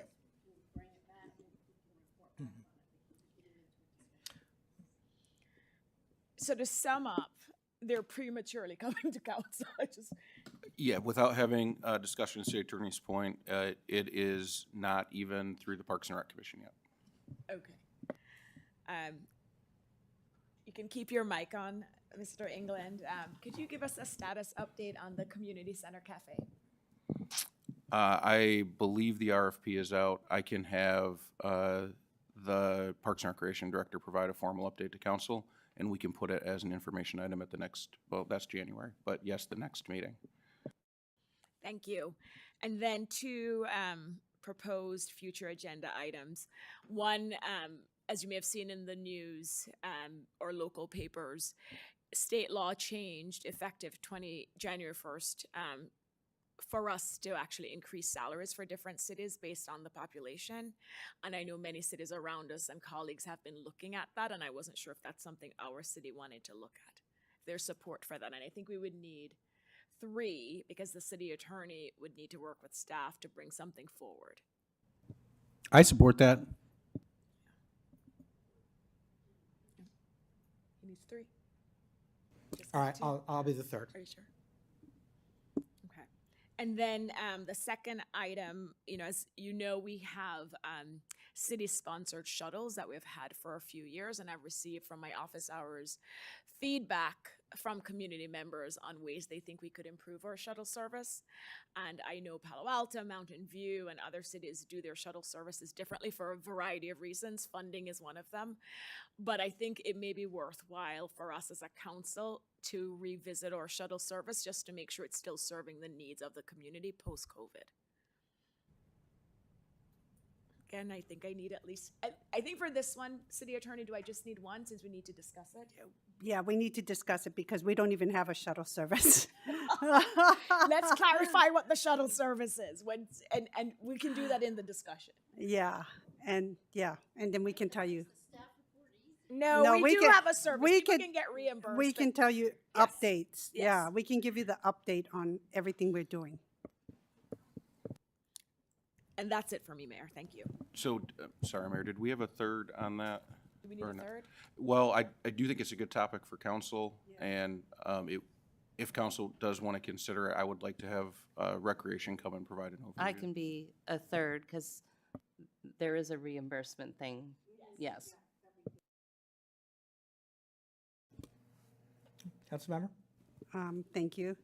I think based on yesterday, we've been hearing from everyone the concern of how to address their safety as well as their how to unify our community again. So I'm going to ask again on perhaps we host a conversation, a community conversation on some sort of compassion training or making aware of how people can be more, extend compassion to one another. So that's one I'd like to ask. Okay, so let's stop with that. Councilmember? And Mayor, I'm happy Councilmember Lee Eng brought that up. It wasn't on my list, but when you had first brought forward the resolution, which we approved last night, one of the things we had discussed at that meeting was possibly having you work with the presidents of the school board to have some kind of community forum. I don't know if that's something council supports. You know, we were able to get through 2 meetings and pass a resolution. I still think there are high emotions and there could be value in having that forum. So it's different from what Councilmember Lee Eng is proposing, but I don't know if there's a way to merge the two. But I wanted to bring up the idea again about having a community forum addressing what's going on beyond what we did with the resolution. So it makes sense to me, but I wonder, can staff reach out to the staffs of the school boards to see if they're interested in that? So, Mayor, we would be happy to do that. I do think at a level of an elected official or school board that may be more appropriate for something like this. Having said that, we are happy to reach out to the school administration if that's what council would like. Okay, then I'm sorry. I was going to make an alternate suggestion or adding some other perspective. If you, other recommendation, if I may. So I actually had some conversations, well, or at least one conversation with. I was just wondering if we should agendize Oh, for discussion. yeah, That's why. okay, that's right. Because We're I think getting we're into- getting into, yes. that's why we should have a discussion item. Yes. Yes, I was okay. about to stop Vice you. Mayor? Thank you. I really think that this should be part of the 2x2 with the school districts. Agree that there's a need for something. My own preference is that the leaders in the community, a cross section of leaders in the community, would get together and bring some light to the darkness that we've experienced. But I think it should be brought up by the electeds in the 2x2 and see if the school board has an appetite to participate.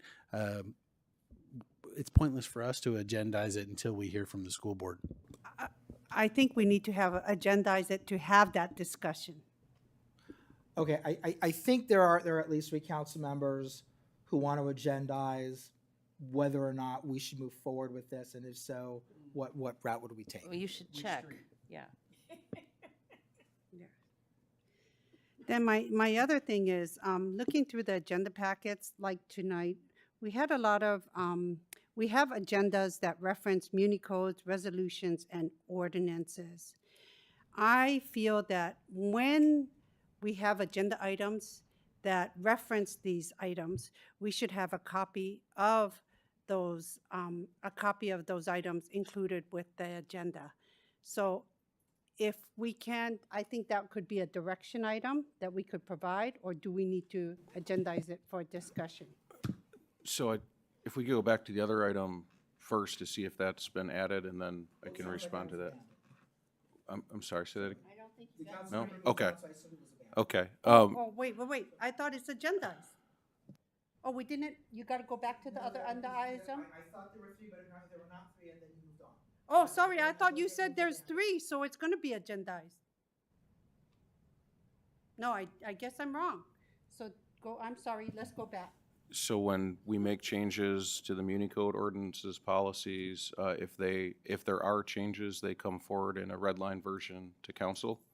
If we're seeking direction on changes we may make, those are often not included because they're more high level, and we would generally run those through an appropriate commission first. No, like if we, suppose we go, okay, they said, we passed this resolution in so-and-so, and then they reference a resolution. A copy of that resolution should be part of that agenda. So it's sometimes it's hard, or when a copy of a Muni Code that we're referencing should be part of the agenda, like tonight's one. So maybe regarding we the- can talk offline. so Okay, I can- that's fine. So Okay. then we need to go back. And so last week I attended the dog park I presentation. wasn't done, but that's okay. Okay, Councilmember, please. No, that's okay. I attended the dog park presentation.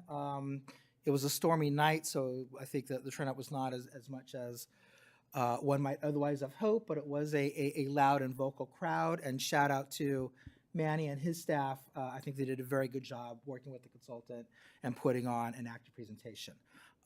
There is a follow-up survey. Is the survey still open or is it closed?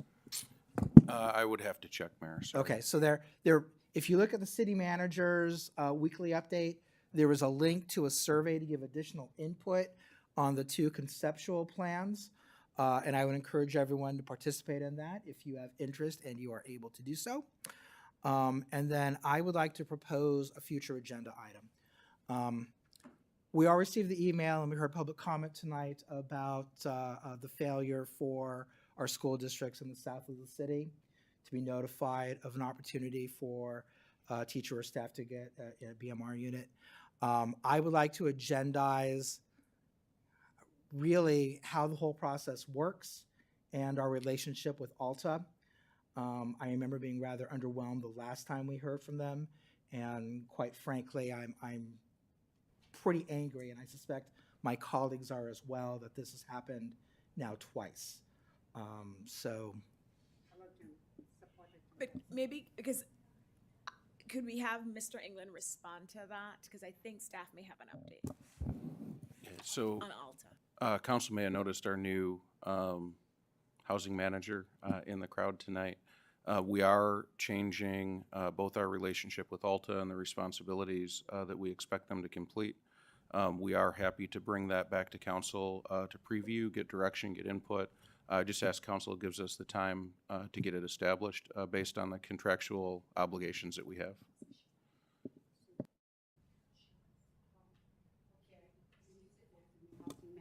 Crowd. That was huge. Okay, so is staff's request then for me to simply table that recommendation or that request? Mayor, I think if there is support, which there is, I'd be happy to put on a future agenda. Just asking to wait until we can iron everything out with Alta. Okay, and then Councilmember Flagler, you'll be a third? And then I also attended with all of my colleagues the Joint Community Volunteer Awards luncheon on Friday of last week. We live in a community with some very impressive and dedicated volunteers. And thank you to all of your volunteers for making our community a better place. And before ending, I simply want to once again thank the community, thank my colleagues, thank city staff, especially the city clerk, public safety, and the fire department for helping us get through a very challenging night last night. Challenging both in terms of the content, the emotions, and the stories that we heard, and challenging in terms of logistics. I simply can't say thank you enough, and I want to make sure that everyone knows that I truly appreciate the effort that all of us put in. Okay? And with that, I will declare our meeting adjourned at 8:43. You guys were at the Brown Act table at that JVAC luncheon. I didn't have anything to worry about. So what'd you learn? Dish. Oh, no. That is no. That is for me to know and everybody else to find out. What? If you were here last night, you wouldn't have been disappointed. emailed me about 10 o'clock saying you just finished up public comment round. It was a brutal meeting. It was real.